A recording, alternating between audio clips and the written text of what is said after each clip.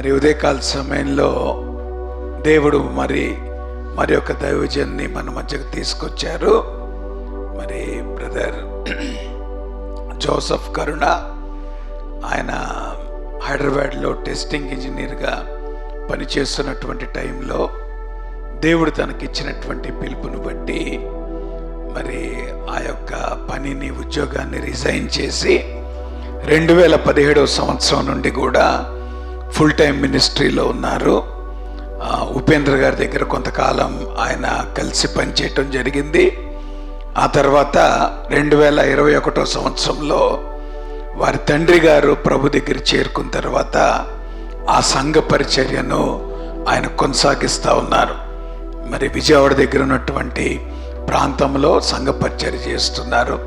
మరి మొన్న ఆదివారం ఆల్రెడీ మన చర్చ్లో దేవుని వాక్యాన్ని అందించారు. ఉదయకాల సమయంలో మరి కాన్ఫరెన్స్ అడ్రస్ చేస్తూ దేవుని వాక్యాన్ని అందించాల్సిందిగా ఈ సమయాన్ని బ్రదర్కి అప్పగిస్తూ ఉంటున్నాను.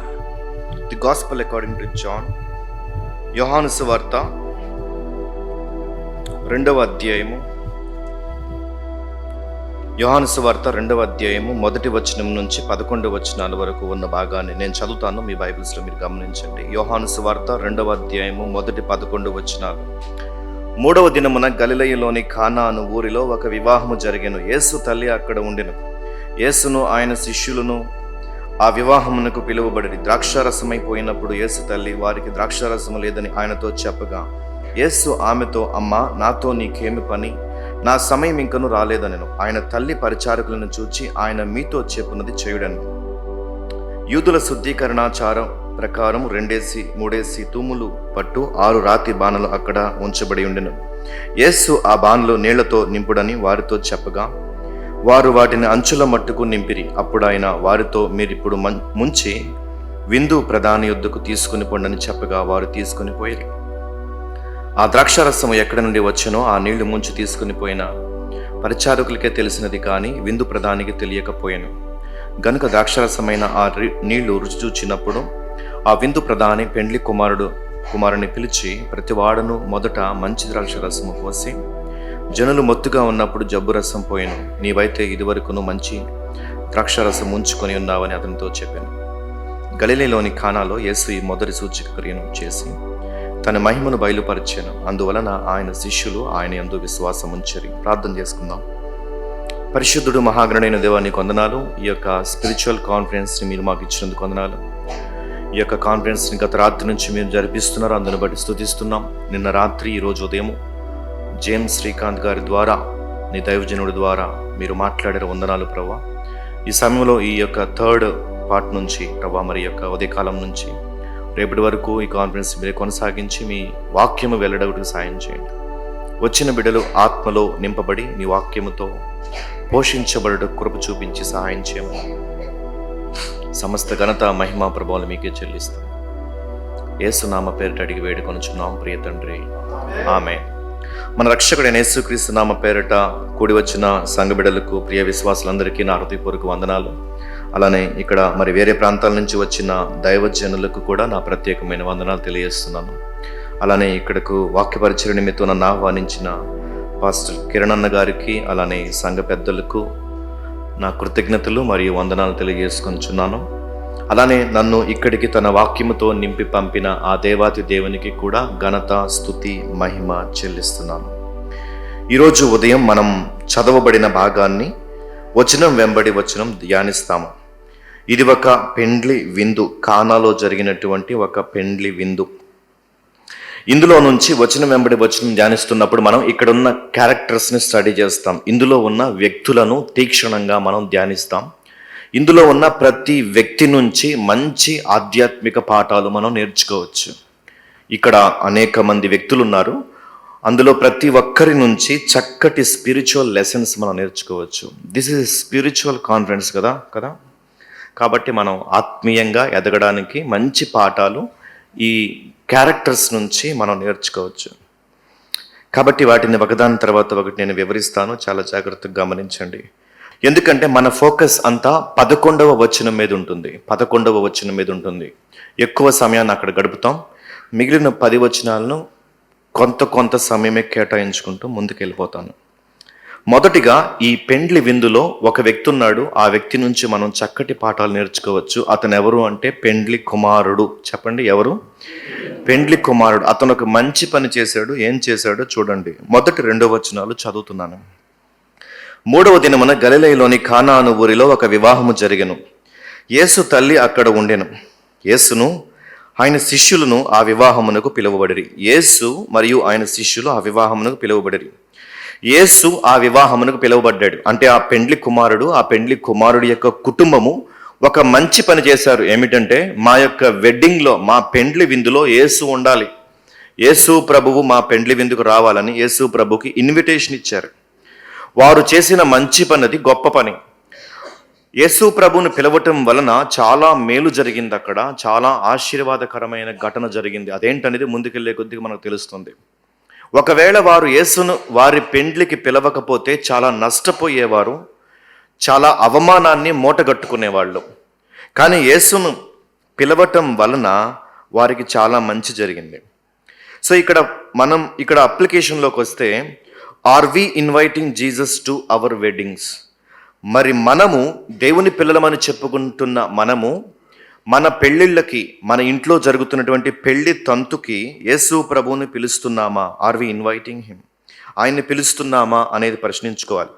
ఇది పెళ్లి ప్యాసేజ్ కాబట్టి కొంచెం ఎక్కువ ఇక్కడ ఎవరి పెళ్లి జరగట్లేదయ్యా అంటారేమో. అయినప్పటికీ పెళ్లి గురించి చెప్తా, కొంచెం టచ్ చేస్తాను. ఎందుకంటే ఈ రోజుల్లో క్రిస్టియన్ మ్యారేజెస్ అనేవి కొత్త పుంతలు తొక్కుతున్నాయి. దైవికమైన కేంద్రీకృతముగా, అంటే దైవ కేంద్రీకృతముగా కాకుండా అవి ఎటెటో పోతున్నట్లు గమనిస్తున్నాం మనం. అన్ని పెళ్ళిళ్ళు అంటలేదు, కొన్ని పెళ్ళిళ్ళు, క్రైస్తవ పెళ్ళిళ్ళు దేవుడు ఆశించిన మెట్టులో లేవు. సాధారణంగా పెళ్ళంటే ఎన్నో అరేంజ్మెంట్స్ ఉంటాయి. అంత అరేంజ్మెంట్స్ ఓరియంటెడ్గానే జరుగుతున్నట్టు అనిపించింది నాకు. సో పెళ్ళంటే ఏముంటాయి మీరు ఆలోచించిన ఒకసారి. వెన్యూ ఎక్కడ, photography, choreography, decoration, gifts, gold, catering, shopping, eating, event planning, ఇవన్నీ ఉంటాయి కదా. మాల్స్లో కూడా ఇక్కడ అడ్వర్టైజ్మెంట్ చదివే నేను, వివాహ వైభవం ఇక్కడే ప్రారంభం, సిఎంఆర్ షాపింగ్ మాల్. అంతేగా, అక్కడే కదా. విన్నారా అడ్వర్టైజ్మెంట్? ఎవరైనా చూసారా? అంటే వాళ్ళు ఏమంటారు, మా దగ్గరే స్టార్ట్ అయ్యేది, రెండు అంటున్నారు. అసలు వివాహ వైభవం స్టార్ట్ అవ్వాల్సింది సిఎంఆర్లోను, గోల్డ్ షాప్లోను, ఖజానాలో కాదండి. వివాహ వేడుక ప్రారంభం అవ్వాల్సింది ప్రభు సన్నిధిలో. అంటే జతపరచబడబోతున్న అబ్బాయి తండ్రి తల్లి, అబ్బాయి అమ్మాయి, అమ్మాయి తల్లి తండ్రి, అందరూ ఎవరికి వారు వేరువేరుగా దేవుడి పాదాలు పట్టుకొని, ప్రభా మా వివాహం నీ కేంద్రముగా జరగాలి, నువ్వు మా వివాహములో ఉండాలి, మా వివాహము ద్వారా నువ్వు గణపరచబడాలి, మా వివాహములో యువర్ ప్రెజెన్స్ మ్యాటర్స్, నీ సన్నిధి మాకు చాలా ముఖ్యమని. పెళ్ళికి 2 months ఉండొచ్చు, 1 month ఉండొచ్చు. దేవుని యొక్క కేంద్రముగా ప్రార్థనాపూర్వకంగా సిద్ధపడాలి. అరేంజ్మెంట్స్ చేయొద్దని అంటారు. అరేంజ్మెంట్స్ జరుగుతున్నప్పుడే సైమల్టేనియస్గా ప్రేయర్ జరుగుతూ, ప్రభా మా పెళ్లిలో నువ్వు ఉండాలని మనం కోరుకోవాలి. ఒక వధువు వరుడు అది కోరుకోవాలి. కానీ ఈ రోజుల్లో ఫోకస్ చాలా షిఫ్ట్ అయిపోయింది, వేరే వైపు మారిపోయింది. అందుకే మరి ఫోటోగ్రాఫర్స్కి చాలా డిమాండ్ పెరిగిపోయింది ఈ రోజుల్లో. మీరు గమనించారో లేదో, పెళ్ళి అంటే ఫొటోస్, వీడియోస్, ప్రీ వెడ్డింగ్ షూట్లు కూడా చేస్తున్నారు. అది ఆ వర్డ్ ఉందనే తెలియదు నాకు మొన్నటి వరకు. నాకు ఒక పెళ్ళికి వెళ్తే పెళ్లిలో ఫోటోలు వేస్తున్నారు, అబ్బాయి అమ్మాయి కలిసి పొలాల్లో షవర్స్ దగ్గర, అక్కడ పైన ఎక్కడో నీళ్ళు పడతాయి కదా, అక్కడ ఫోటోలు వస్తున్నాయి. ఏంటి పెళ్ళి ఇప్పుడు జరుగుతుందిగా, ఫోటోలు ఇప్పుడే అక్కడే అన్నాను. అయ్యా, ప్రీ వెడ్డింగ్ షూట్ అనేది ఒకటి ఉంటుంది. పెళ్లి కాకముందే వీళ్ళు చట్టా పట్టాలు వేసుకుని ఫోటోలు దిగొస్తారు. అవన్నీ తీసుకెళ్ళి వెడ్డింగ్లో ప్రోమోస్గా రిలీజ్ చేస్తూ ఉంటారు. తర్వాత యూట్యూబ్లో బ్రాడ్కాస్ట్ చేస్తారనమాట దాన్ని. సో దాన్ని బ్రాడ్కాస్ట్ చేసి దానిలో ఎన్ని వ్యూస్ వస్తున్నాయి ఏంటనేటువంటి దాని మీద ప్రజెంట్ ట్రెండ్ అయిపోయింది ఇదంతా. నాకేమనిపించిందంటే, ఈ రోజుల్లో కెమెరాకి చాలా ఇంపార్టెన్స్ పెరిగిపోయింది పెళ్ళిళ్ళలో. ముఖ్యంగా నాకు అనిపించింది, సాధారణంగా చర్చిలో కింగ్ మేకర్ ఎవరంటే పాస్టరే. నువ్వు పాడబడంటే పాడబడాలి, నువ్వు డ్రమ్ కొట్టాలి, నువ్వు నుంచోటి పక్క తిరగాలి. కానీ పెళ్ళిళ్ళలో కింగ్ మేకర్ ఎవరో తెలుసా? Camera man. పాస్టర్ కూడా ఆయన మాట వినాల్సిందే. పాస్టర్ గారు ఇటు తిరగండి అంటాడు, తిరగాల్సిందే. అంటే అలా ఉందని, అంటే తప్పని అంటలేదు, ఎందుకంటే అది మెమరబుల్ ఈవెంట్ కాబట్టి. పాస్టర్ గారు ఇలా ఉండి ఫోటో బాగోదు కాబట్టి ఇలా తిరగమంటున్నాడు, అంతే, అందులో తప్పేమీ లేదు. కానీ నేనేమంటున్నానంటే, నాకు చాలా జాగ్రత్తగా నేను గమనించింది ఏమిటంటే, ఈ రోజుల్లో మరి మీరు కూడా గమనించండి, ఈ వధువు వరుడు డ్రెస్సింగ్ టేబుల్ నుంచి మొదలు డైనింగ్ టేబుల్ వరకు కెమెరామెన్ గుప్పిట్లోనే ఉంటారు వాళ్ళు. డ్రెస్సింగ్ టేబుల్ నుంచి తయారయ్యే దగ్గర నుంచి, పొద్దున్నే కారు ఎక్కినప్పటి నుంచి అంతా అయిపోయి ఇక చివరికి వాళ్ళు అందరూ వెళ్ళిపోయాక మిగిలిపోయిన మొక్కలేని బిర్యానీ తినడానికి కూర్చుంటే ఆడ కూడా వదలడు కెమెరామ్యాన్. మీకు ఆ అనుభవం ఉందో లేదో, నా పెళ్ళికి నేను వెళ్ళి కింద మరి తర్వాత కూర్చుంటే అప్పటికి అందరూ తినేశారు, ముక్కలు లేని బిర్యానీ పెట్టారు. నేను పెళ్లి కొడుకుని నాకు ముక్క ఎదురా అంటే అందరూ ఊడ్చేశారు సార్ అన్నాడు. ఒక పెద్ద ఆవిడెవరో బాగా ఆలోచించి కొన్ని మొక్కలు పక్కన పెడితే నాకు తీసుకొచ్చి పెట్టింది. అంటే ఇక్కడ చాలాసార్లు మనం ఏం గమనిస్తాము అంటే, కెమెరా నాకు అనిపించింది కపుల్స్ ఇన్ వెడ్ లాక్ కాదు, కపుల్స్ ఇన్ కెమెరా లాక్ అంట నేను, అంతే కదా. సో అలాగైపోయింది. సో ఈ రోజుల్లో డ్రోన్ కెమెరాస్ కూడా వచ్చేసాయి. డ్రోన్ కెమెరాస్ పైనుంచి అలాగా తీస్తూ ఉంటాయి కదా. నాకు డౌట్ వచ్చింది, అంటే సాధారణంగా పెళ్లి చర్చిలో జరుగుతుంది, బయట రిసెప్షన్ జరుగుతుంది అనమాట, బయట ఓపెన్ ఏరియాలో జరుగుతుంది. పెళ్ళి అయిపోయిన తర్వాత వధూవరులు ఇద్దరు నడుచుకుంటూ బయటకు వస్తూ ఉంటారు. ఆ మైదానంలో అప్పటికే డ్రోన్ కెమెరాస్ తిరుగుతూ ఉంటాయి అనమాట. సో చాలా మంది అంటారు, బ్రదర్ ఇవి స్వీట్ మెమరీ.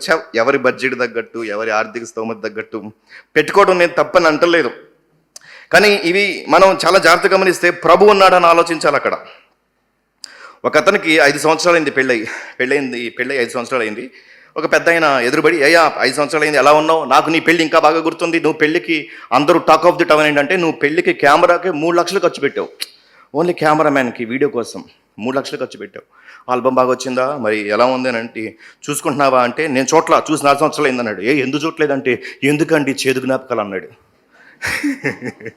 ఆల్బమ్ చూసుకోవట్లేదు ఏంటంటే, ఎందుకంటే చేదు జ్ఞాపకాలు అంటున్నాడు.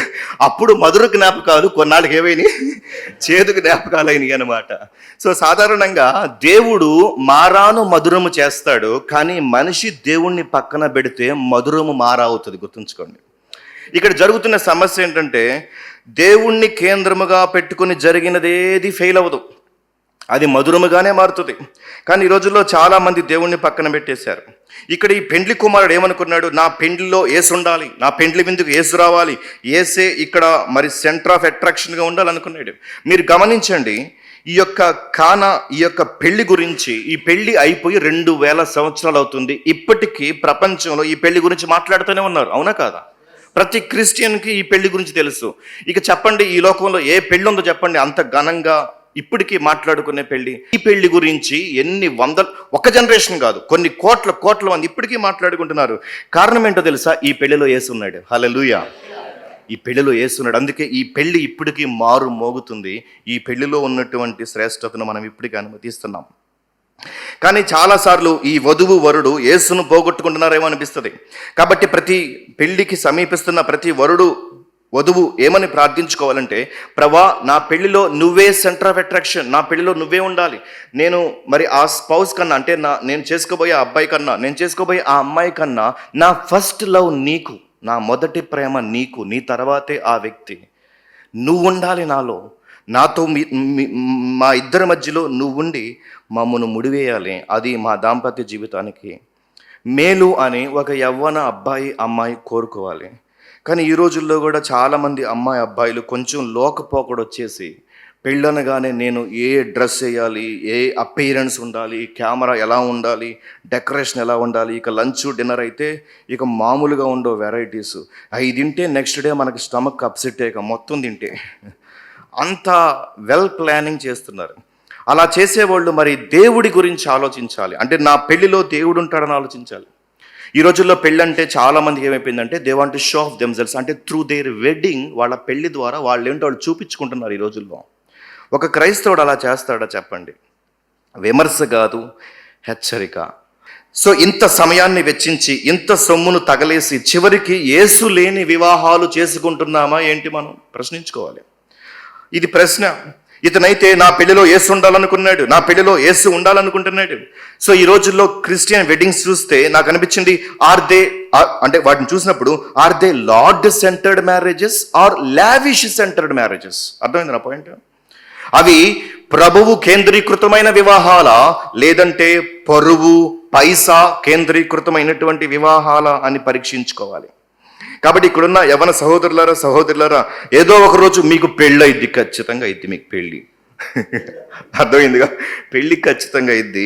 నా ప్రియ సహోదరుడా, ఇలా ఆలోచించాలి. చాలా మందికి ఇది నచ్చదు, నా బోధ చాలా మందికి నచ్చదు, అందుకే నన్ను రెండోసారి ఎవరు పిలవరక. సో చాలామంది అనుకుంటారు, ఇదేంటి పెళ్లి ఖర్చు తగ్గించమంటాడు. అంటే మీరు అప్సెట్ అయి ఉండొచ్చు.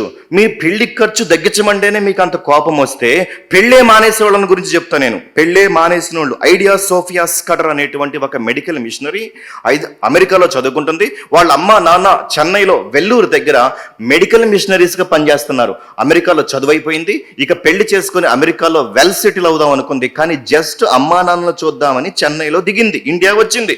వాళ్ళ అమ్మా నాన్నలతో సమయం గడిపినప్పుడు అదే సమయంలో మన భారతదేశపు మహిళలు బహుభయంకరముగా గర్భం దాల్చినప్పుడు, ప్రసవించేటప్పుడు అంటే డెలివరీ టైంలో చచ్చిపోతున్నారు. వాళ్ళకి సరైన మెడిసిన్ లేక అప్పుడు ఆమె నిర్ణయించుకుంది, దేవుడు నన్ను వీళ్ళ కొరకు మిషనరీగా పంపిస్తున్నాడని వెనక్కి అమెరికా వెళ్ళింది, మెడికల్ కోర్స్ చేసింది, పట్టా పట్టుకొని మళ్ళా వెల్లూరు వచ్చింది. సిఎంసి వెల్లూరు ఇప్పుడు చూస్తున్నారు కదా, సిఎంసి వెల్లూరు చాలా మన భారతదేశంలోనే ది నెంబర్ 1 హాస్పిటల్ అది. అంటే మంచి హాస్పిటల్స్లో ది బెస్ట్ వన్ అనమాట. ఆ యొక్క దానికి పునాది వేసింది ఏమే ఐడా సోఫియా స్కటర్. మీకు విషయం తెలుసా, ఆమె మరలా పెళ్లి చేసుకోలేదా? దేవుడు పరిచర్య అంటూ అర్థమైన తర్వాత పెళ్ళే వదిలేసింది. ఈరోజు 10 లక్షలు పెళ్ళొద్దు, 5 లక్షలు చేసుకోమంటే, 5 లక్షల్లో చేయమంటే నీ ముఖం ముడుచుకుంటున్నావు అంటే నీకు దేవుడు ఏంటో అర్థం కాలేదు. You are not truly born again. త్యాగం ఏంటో తెలియదు నీకు, దేవుడికి ఇవ్వటం ఏంటో తెలియదు నీకు. కాబట్టి ఈ రోజుల్లో చాలా మంది ఏమనుకుంటున్నారు, పెళ్ళిళ్ళంటే మేమేదో చూపించుకుంటాం కాబట్టి దేవుడు ఒప్పుకోవడానికి. ఇంతకీ పిలుస్తున్నారా అని మొదటి ప్రశ్న అడిగాను. రెండో ప్రశ్న, పిలిచిన వెంటనే వస్తాడేంటి ఆయన? పిలవగానే వస్తాడేంటి ఆయన? అవును బాబు రాడు, ఆయన చాలా బిజీ, సూర్య చంద్రుని నక్షత్రం సృజించిన దేవుడు నా పెళ్ళికి ఎందుకు వస్తాడు? ఖచ్చితంగా వస్తాడు, నువ్వు పిలిస్తే వస్తాడు. కానీ పిలిచినప్పుడు పరిస్థితి బాగుంటేనే వస్తాడు. అందరి పెళ్ళికి రాడు, పిలిచినంత మాత్రాన్ని రాడు. ఆ పిలువబడినప్పుడు వధువు వరుడు రక్షించబడితేనే వస్తాడు. రక్షించబడిన విశ్వాసుల కలయికైతేనే వస్తాడు.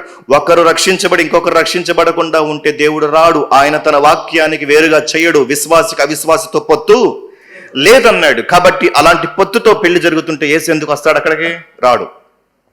కుల ప్రాతిపదికన, కట్నం ప్రాతిపదికన పెళ్లిళ్ళు జరిగితే ఎందుకు వస్తాడు యేసు ప్రభు? రాడు అక్కడికి. వివాహం అన్ని విషయాల్లో ఘనమైంది అన్నాడు. నువ్వేమో కట్నం ఇంతిత్తేనే చేసుకుంటాను కూర్చుంటావు. అప్పుడు వాళ్ళు దిగొచ్చి అప్పో చేసి కట్నం ఇస్తారు. ఆ పెళ్లికి యేసు వస్తాడు అనుకుంటే నువ్వు పొరపడ్డావు. కులాన్ని చూసి పెళ్లి చేసుకుంటున్నావు అంటే నువ్వు పొరపడ్డావు. ఆ పెళ్లికి యేసు రాడు. ఒక తమ్ముడు నన్ను పెళ్లికి పిలవడానికి వచ్చాడు. నా వర్తమానాలు విన్న తర్వాత నా పెళ్లిలో ఈ అన్నయ్య వర్తమానం చెప్పాలని వాళ్ళ సంఘ కాపరికి కూడా చెప్పాడు. పలానా స్పీకర్ని పిలుచుకుంటా నేను అంటే ఆయన కూడా పర్మిషన్ ఇచ్చాడు. ఆ తమ్ముడు మా ఇంటికి వచ్చాడు. నా పెళ్లి డేట్ పలానా రోజు రావాలన్నా మీరే మెసేజ్ ఇవ్వాలి. నేను రానులేదు తమ్ముడు, ఇంకెవరన్నా పెద్దోళ్ళని పిలువు, నా వయసు ఐ వాజ్ జస్ట్ 35 అప్పుడు, ఇప్పుడు నేను 37. పెద్దోళ్ళు చెప్తే బాగుంటుంది, వయసులో మనం కరెక్ట్ కాదు, కొంచెం ఏజ్డ్ పర్సన్ మ్యారేజ్ మెసేజ్ అంటే కొంచెం బాగుండాలంటే వేరే వాళ్ళు ఇస్తే బాగుంటుందని అన్నాను. లేదన్నా నువ్వే రావాలన్నాడు. సరే నేను రావాలంటే 2 కండిషన్లు అడిగాను. కుల ప్రాతిపదికన పెళ్లి చేసుకుంటున్నావా అంటే నీ కులంలో అమ్మాయిని వెతకలేదని అన్నాడు. రెండోది, కట్నం తీసుకున్నావా అంటే నేను తీసుకోలేదని అన్నాడు. అసలు వదలంగా నేను పాయింట్కి రా. మా అమ్మ నాన్న తీసుకోలేదన్నా, మరి అసలు కట్నం తీసుకున్నదో చెప్పు. నేను మా అమ్మ నాన్న తీసుకోలేదు కానన్నా మా బాబాయ్ వాళ్ళు అడిగారన్నా. నేను అన్నాను, మీ బాబాయ్ వాళ్ళు కట్నం అడిగి ఆయన బీరువాలో పెట్టుకుంటాడా, మీ బీరువాలో పెడతాడా? అన్ని డొక్క తిరిగి సమాధానం. పాస్టర్ల దగ్గర ఎంత తెలివి ఉపయోగిస్తారండి వీళ్ళు. అంటే నేనేం అడగల, బాబాయ్ని నిలదీయాలి. బాబాయ్ నేను కట్నం తీసుకోను, అడగొద్దు కట్నం అనాలి. అలాంటి వాడికి రేపు కుటుంబాన్ని ఏమి నడిపిస్తాడు? బాబాయ్ ఇన్ఫ్లుయెన్స్తో కట్నం అసలు లోపల ఎక్కడుంది కట్నం తీసుకోవాలని? బాబాయ్లో కాదు, ఏంలో ఉంది. కట్నం తీసుకున్నాను అన్నాడు. నేను అన్నాను, తమ్ముడు కట్నం తీసుకున్న పెళ్లికి నేను రాను, కుల ప్రాతిపదికన జరిగితే రాను. అలానే ఆ అమ్మాయికి రక్షణ లేదు తెలుసా, ఆ అమ్మాయికి రక్షణ లేదు. నేను రాని పెళ్లికి, నేను వాక్యం చెప్పను అన్నాను. సో ఎందుకన్నా అన్నాడు. సో నువ్వు కట్నం తీసుకొని పెళ్లి చేసుకుంటున్నావు. ఇప్పుడు నేను స్టేజ్ ఎక్క మెసేజ్ చెప్తాను. నా మెసేజ్లో ఖచ్చితంగా వివాహం ఘనమైంది, వివాహం కుల ప్రాతిపదికన కట్న ప్రాతిపదికన జరగకూడదు, డబ్బులు డిమాండ్ చేయకూడదు, ప్రేమతో ఇచ్చింది తీసుకోవాలి కానీ డిమాండ్ చేయకూడదు, అది తప్పు అని నేను బోధిస్తుంటే అమ్మాయి తరపున అన్యులు వచ్చి వాక్యం వింటా ఉంటారు. వాళ్ళు చూసి అంటారు, ఓరోరోరే వాడేమో లాగాల్సిన కట్నం లాగాడు, ఈయన మాత్రం బేకెక్కి కట్నము లేదు ప్రియ విశ్వాసులారా అంటున్నాడని థూ అని వస్తారు. నా ముఖాన కాదు, క్రైస్తవ్యం ముఖం మీద వస్తారు, క్రైస్తవ్యాన్ని అసహించుకుంటారు. మీలాంటి వాళ్ళ వల్లే దేవుని నామం అవమానపరచబడేది. సో నేను రాను, అలాంటి స్టేజెస్లో నేను వాక్యం చెప్పనని చెప్పాను. సో కాబట్టి నా ప్రియ సహోదరి, ఈరోజు పెళ్ళంటే మనల్ని చూపించుకునేది కాదు. వివాహము ఘనమైనది, ఇద్దరు రక్షించబడి ఉండాలి, పారదర్శకంగా చేసుకోవాలి, దేవుని చిత్తం వెతకాలి, అమ్మాయి దేవుని చిత్తం వెతకాలి, అబ్బాయి దేవుని చిత్తం వెతకాలి, దేవుడు ఆమోదిస్తే ఆ పెళ్లిలో దేవుడు ఖచ్చితంగా ఉంటాడు. దేవుడి కేంద్రీకృతంగా జరగాలి, లావిష్ సెంటర్డ్ కాదు, లార్డ్ సెంటర్డ్గా మన మ్యారేజ్లు జరగాలి అన్నది దేవుడి ఉద్దేశం. గమనించారు కదా. కాబట్టి రాబోయే రోజుల్లో పెళ్లికి సిద్ధమవుతున్న వధువు వరులారా, అంటే రాబోతున్న పెళ్లి చేసుకోబోతున్న అబ్బాయిలు అమ్మాయిలు గమనించండి, ఇలా చేసుకోండి మీ పెళ్ళి. దేవుడు మహిమపరచబడతాడు, దేవుడు మీ పెళ్లిలో ఉంటాడు, మీ వైవాహిక జీవితంలో ఉంటాడు. ఆయన్ని గణపరిచిన వారిని ఆయన మరలా తిరిగి గణపరుస్తాడు. అది గమనించాలి మనం. చాలాసార్లు ఇది గమనించక ఎక్కడ తప్పు జరిగింది, ఈ అమ్మాయిలు ఎందుకు కట్టలేకపోతున్నారంటే అక్కడ జరిగిన తప్పు. ఇద్దరు ఉద్యోగం చేస్తున్నారు ఈఎంఐలు, కానీ బోడగొట్టలేదు, లోన్ ఇంకా ఉంది. కారణం ఏంటంటే పెళ్ళప్పుడు రెచ్చిపోయారనమాట, పెళ్ళప్పుడు ఎట్లా పడితే అట్లా ఖర్చు పెట్టేశారనమాట. కాబట్టి లార్డ్ సెంటర్డ్ మ్యారేజెస్ని మనం ఎంకరేజ్ చేయాలి. ఇక నెక్స్ట్ ఇక్కడ మరియా అనే ఒక స్త్రీ ఉంది, ఆమె నుంచి ఇంకొక పాఠం నేర్చుకుందాం. పెండ్లి కుమారుడి నుంచి మనం నేర్చుకున్న చక్కని పాఠం ఇది. ఇప్పుడు 3వ వచనానికి వెళ్దాం. అక్కడ మరియా అనే ఒక ఆమె తగులుతుంది మనకి. ద్రాక్షారసం అయిపోయినప్పుడు యేసు తల్లి, ద్రాక్షారసం అయిపోయినప్పుడు అక్కడ ద్రాక్షారసం అయిపోయిందంట. ఆ రోజుల్లో పెండ్లి విందులో యూదులు ద్రాక్షారసాన్ని సేవించేవాళ్ళు. ద్రాక్షారసము వాళ్ళకి చాలా ఎసెన్షియల్ ఐటమ్ అనమాట. ఆ ద్రాక్షారసాన్ని వాళ్ళు స్వీకరించేవాళ్ళు. అయితే ఉన్నట్టుండి ఆ ద్రాక్షారసం అయిపోయింది. ఆ ద్రాక్షారసం అయిపోవటం అంటే అది మామూలు విషయం కదా, చాలా సివియర్ కండిషన్ అనమాట. ఆ రోజుల్లో వివాహం అయిపోయిన తర్వాత ఏం చేస్తారంటే, వివాహం అయిపోయి అంతా సర్దుకొని అందరూ వెళ్ళిపోయిన తర్వాత అక్కడ ఉన్న అఫీషియల్స్ వస్తారు ఇంటికి వచ్చి, మీ ఇంట్లో పెండ్లి జరిగిందా, మొన్న శుక్రవారం జరిగిందండి, ఎంతమంది వచ్చారు, 300 మంది వచ్చారండి, అందరికీ కడుపు నిండా భోజనం, గొంతు దాకా ద్రాక్షారసం పోసారా అని అడుగుతుంది. అడిగి పోసామంటే పోసామని చెప్పాలి. పోయలేదనుకోండి, లేదండి చివర 100 మందికి తగ్గిందండి, చివర 100 మందికి లేదండి, వాళ్ళకి నీళ్ళు ఇచ్చామండి అంటే, ఆహా నీకు ఫైన్, ఎంత ఫైన్ కట్టాలి నువ్వు అని ఫైన్ వేస్తారు వాళ్ళకి. అంతేకాకుండా సోషల్గా అది చాలా డిగ్రేడ్ అనమాట. అంటే సోషల్గా వాళ్ళని చాలా అవమానించినట్టు అనమాట. బంధువుల్ని పిలిచి ఏమీ పెట్టకుండా, లేదంటే మెయిన్ డిష్ ఇవ్వకుండా పంపిస్తే అది అవమానించినట్టు అనమాట. కాబట్టి ఫైనాన్షియల్గా, సోషల్గా అదొక పెద్ద సమస్య. ద్రాక్షారసం అయిపోవడం అన్నది మామూలు సమస్య కాదు, అది ఆ కుటుంబానికి చాలా తలవంపులు అనమాట. Big problem for a small family, low budget family ఇది, కానీ సమస్య మాత్రం చాలా పెద్దది. ఇప్పుడు అది సమస్య. ఆ సమస్య వచ్చినప్పుడు అక్కడ ఒక స్త్రీ ఉంది. ఆమె ఎవరు అంటే, ద్రాక్షారసం అయిపోయినప్పుడు యేసు తల్లి, అంటే ఆమె పేరు మరియా, యేసు తల్లి మరియా. ఆమె ఇన్వాల్వ్ అయింది. ఆమె ఏం చేసింది, వారికి ద్రాక్షారసము లేదని ఆయనతో చెప్పగా, ఆయన అంటే ఎవరు, పెండ్లి కుమారుడేగా. ఎవరు ఆయన అంటే ఎవరండి ఎందుకు అక్కడ, యేసు. ఎవరితో చెప్తుంది, వారికి ద్రాక్షారసము లేదని యేసుతో చెప్పగా, యేసుతో చెప్తుందనమాట. మరి ద్రాక్షారసం అయిపోయింది అని. ఇక్కడ వెంటనే ప్రశ్న ఏంటంటే, ఈమె సమస్య తలెత్తగానే, సమస్య రాగానే ఆమె ఏం చేసిందంటే యేసుప్రభు దగ్గరికి వెళ్ళింది.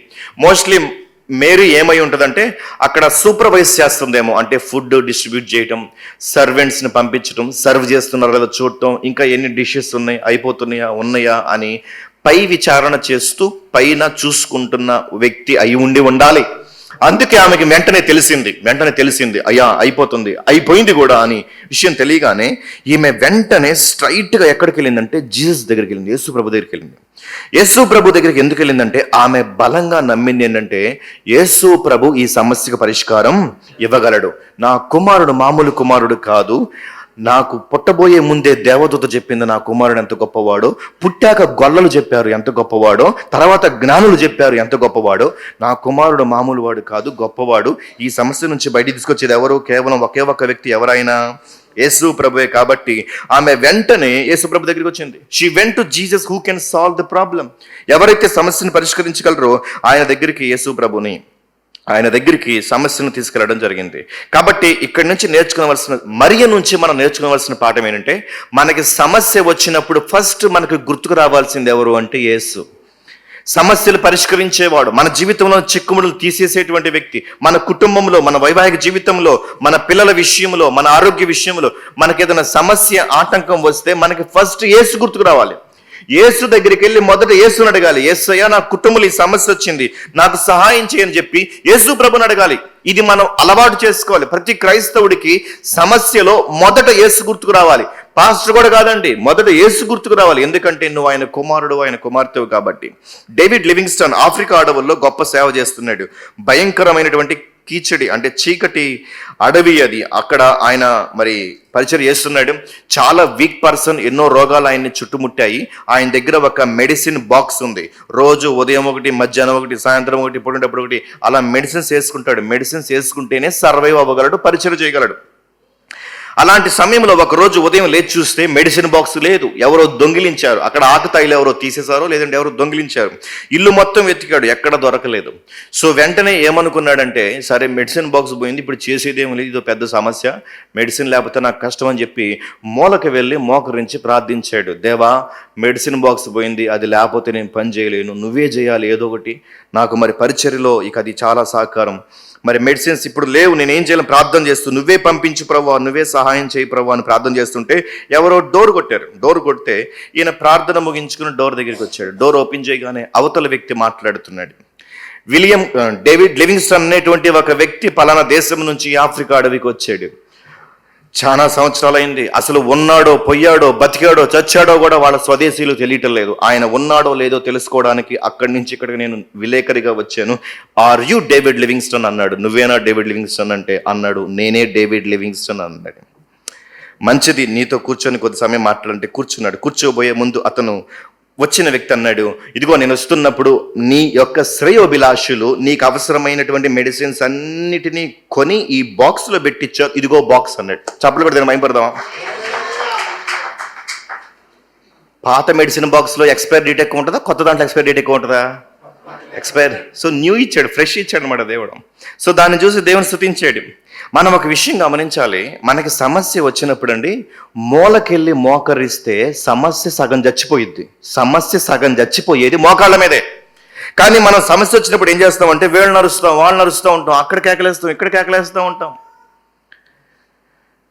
ద్రాక్షారసం అయిపోయినప్పుడు ఒకవేళ మేరీ ప్లేస్లో నేను ఉంటే ఇలా అరిసేవాడినేమో, ఏ బుద్ధి లేదయ్యా, ముందున్నోళ్ళు బాగా లావిష్గా వడ్డించినట్టున్నారు, వెనకున్న వాళ్ళకి చూసుకునే పని లేదా, చూసుకుని వడ్డించొద్దా? ఏమయ్యా నువ్వేంటికి సరిపోయినందుకు సరుకులు తీసుకురాలేదు, తక్కువ తెచ్చావు, చూడు తక్కువైందని ఆయన అరవటం ఏమీ చేయలేదు. అంటే సమస్యలో అరవటం కాదు, సమస్యలో వాళ్ళని వీళ్ళని తప్పు పట్టడం కాదండి. ఓ క్రైస్తవుడా, సమస్య వచ్చిన వెంటనే మొదట యేసు దగ్గరికి వెళ్ళడం నేర్చుకో, మూలకెళ్ళి మోకరించడం నేర్చుకో. ఎందుకంటే సమస్య సగం చచ్చేది అక్కడే, ఇక మిగిలింది దేవుడు చంపుతాడు. మోకాళ్ళ మీద నువ్వు సగం చంపితే దేవుడు మిగిలింది చంపుతాడు, సమస్యలు నీకు విజయం ఇస్తాడు.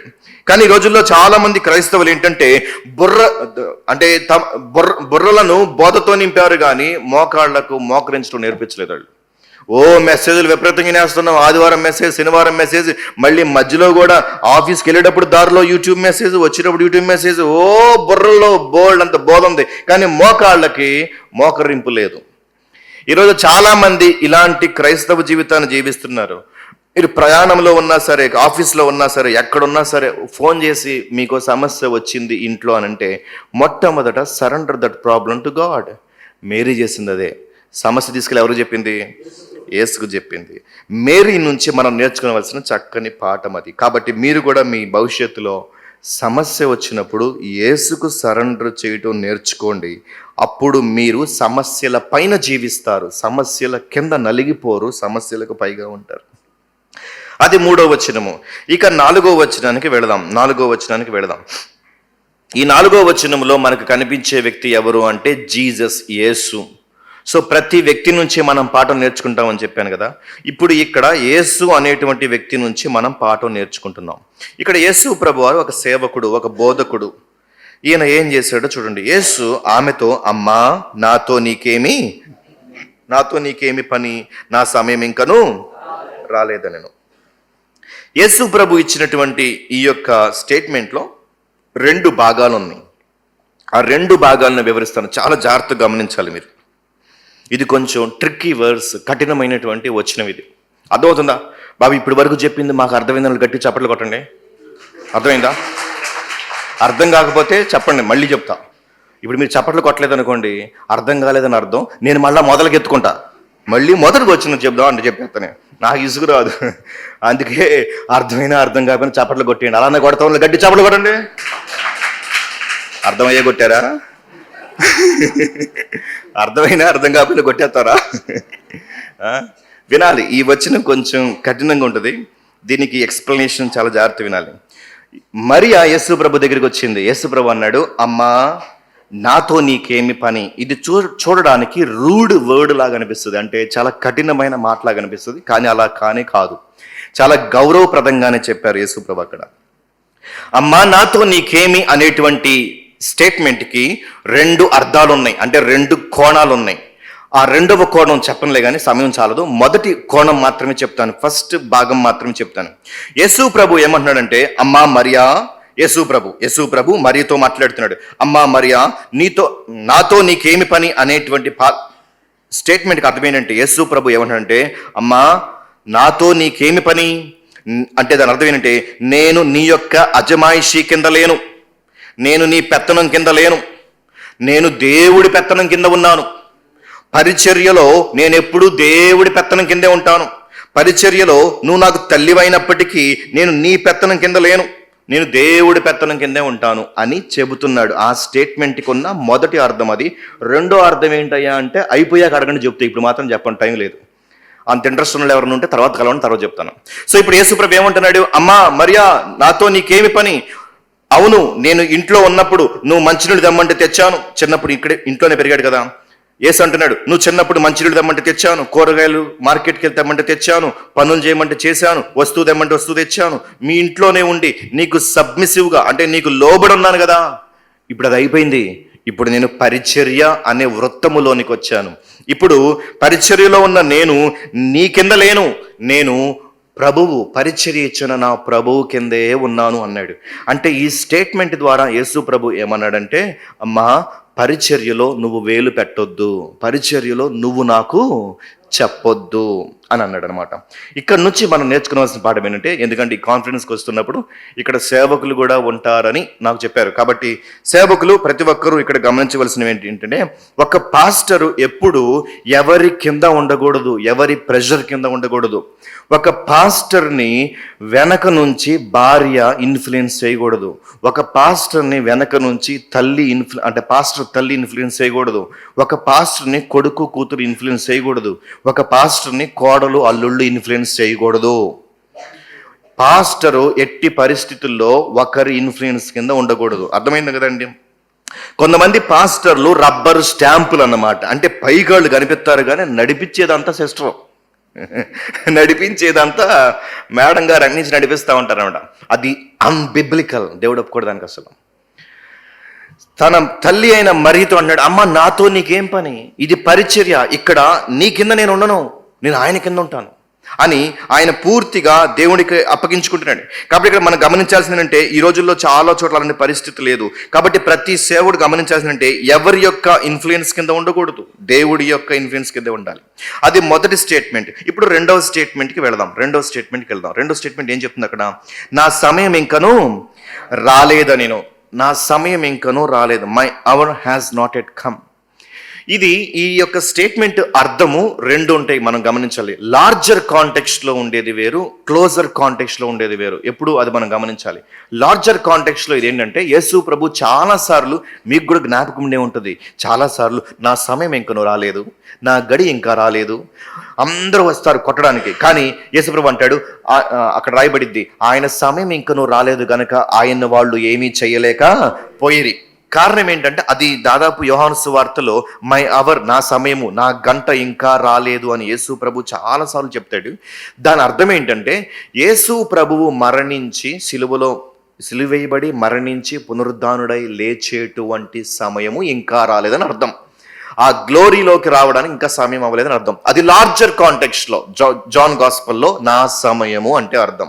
కానీ ఇప్పుడు ఇక్కడ క్లోజర్ కాంటెక్స్ట్లో ఇక్కడ చెప్తున్న దాన్ని బట్టి కూడా మనం దీన్ని అర్థం చేసుకోవాలి. ఇక్కడ ఏమంటున్నాడంటే, అక్కడ మరియ వచ్చి, అయ్యా బాణలు ఖాళీ అయిపోయాయి, నెక్స్ట్ మళ్ళా పరిచారకులు వస్తారు నెక్స్ట్ రౌండ్ రీఫిల్ చేసుకోవడానికి, బాణలు ఖాళీ అయిపోయాయి, టైం అయిపోయింది, నువ్వు త్వరగా ఏమన్నా చేస్తే బాగుంటుంది అని అడుగుతుంది. ఇప్పుడు ఈ కాంటెక్స్ట్లో యేసు ప్రభు చెప్పిన దానికి మరొక అర్థం ఏముండాలంటే, అమ్మా నేను నీ గడియారం కింద లేను, నా గడియారం పైనున్న దేవుడి చేతిలో ఉంది. ఎవరి చేతిలో ఉంది?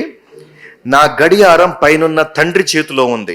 ఇప్పుడు అక్కడ బాణలు ఖాళీ అయిపోయినాయని నాకు తెలుసు ఆ విషయం. But I can't respond though need demands. ఇక్కడే చాలా ఎసెన్షియల్ విషయం ప్రతి సేవకుడు తెలుసుకోవాలి. ఒక సేవకుడు అవసరాన్ని చూసి పని చేయడు, అనుమతిస్తేనే పని చేస్తాడు. అర్థమైందా అండి? అర్థమైందా? ఇక్కడ యేసుప్రభు అంటున్నాడు, బాణాలు ఖాళీ అయిపోయాయి, అయినా నా అంతట నేనేమీ చేయలేను. అందుకే యోహాను సువార్తలో యేసుప్రభు వారు చాలాసార్లు అంటారు, నా అంతట నేనే ఏమీ చేయక. గుర్తొస్తున్నాయి మీకు మాటలు? నా అంతట నేను ఏమీ చేయక, ఆయన నాకు ఆజ్ఞాపించినట్టుగా నా అంతట నేను ఏమీ చేయలేను, నా చేతులు ఏమీ లేదు. యేసుప్రభు వారు చాలాసార్లు ఆ మాట చెప్పారు. అంటే అక్కడ బాణాలు ఖాళీ అయ్యాయి, ద్రాక్షరసం అద్భుతం చేయొచ్చు, చేసే అద్భుత శక్తి యేసుప్రభుకు ఉంది, అయినా చేయడు. కారణం ఏంటంటే గ్రీన్ సిగ్నల్ పైనుంచి రావాలి. దేవుడు తండ్రి చెప్పాలి, వెళ్ళో చెయ్యి, సమయం ఆసనమైందని చెప్పాలి. ఇప్పుడు యేసుప్రభు అంటున్న మాటకు అర్థం అది. అమ్మా నాతో నీకేమి పని అని పరిచర్య మీద డిమాండ్ మరియకు లేకుండా చేశాడు. ఇప్పుడు రెండో స్టేట్మెంట్లో నా సమయం ఇంకనూ రాలేదు అనే స్టేట్మెంట్ ద్వారా పరిచర్య మీద తన సొంత ఇన్ఫ్లుయెన్స్ని కూడా పక్కన పెట్టేశాడు. అర్థమైందా అండి? ఇక్కడ మనం గమనించాల్సిన విషయం ఏంటంటే, ఈ రెండు స్టేట్మెంట్ల ద్వారా యేసు ప్రభు ఏమంటున్నాడంటే, ఒకరు పరిచర్ని ఇన్ఫ్లుయెన్స్ చేయకూడదు, నేను కూడా పరిచర్ని ఇన్ఫ్లుయెన్స్ చేయాల్సింది ఒకే ఒక వ్యక్తి. ఎవరు? పరమందున్న దేవుడు. సో ఈ యొక్క స్టేట్మెంట్లో ఏమవుతుందంటే, ఫస్ట్ సెంటెన్స్లో he ruled out Mary's influence, next స్టేట్మెంట్లో he ruled out his own influence over the ministry. ఈ రెండవ స్టేట్మెంట్లో యేసు ప్రభు తన యొక్క ఇన్ఫ్లుయెన్స్ కూడా పరిచర్య మీద లేదు, పరమందున్న దేవుని ఇన్ఫ్లుయెన్స్ మాత్రమే ఉంది అని అన్నాడు యేసు ప్రభు. అర్థమైందా?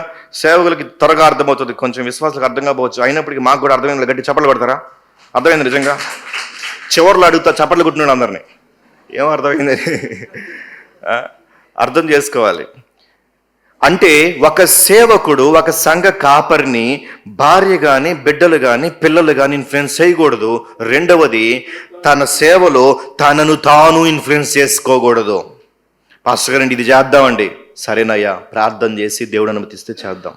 ఏమండి కొత్త వెంచరేద్దాం, ప్రార్థన చేసి దేవుడు అనుమతిస్తే చేద్దాం. ఏమండి అక్కడికి వెళ్దాం, ప్రార్థించి దేవుడు అనుమతిస్తే చేద్దాం.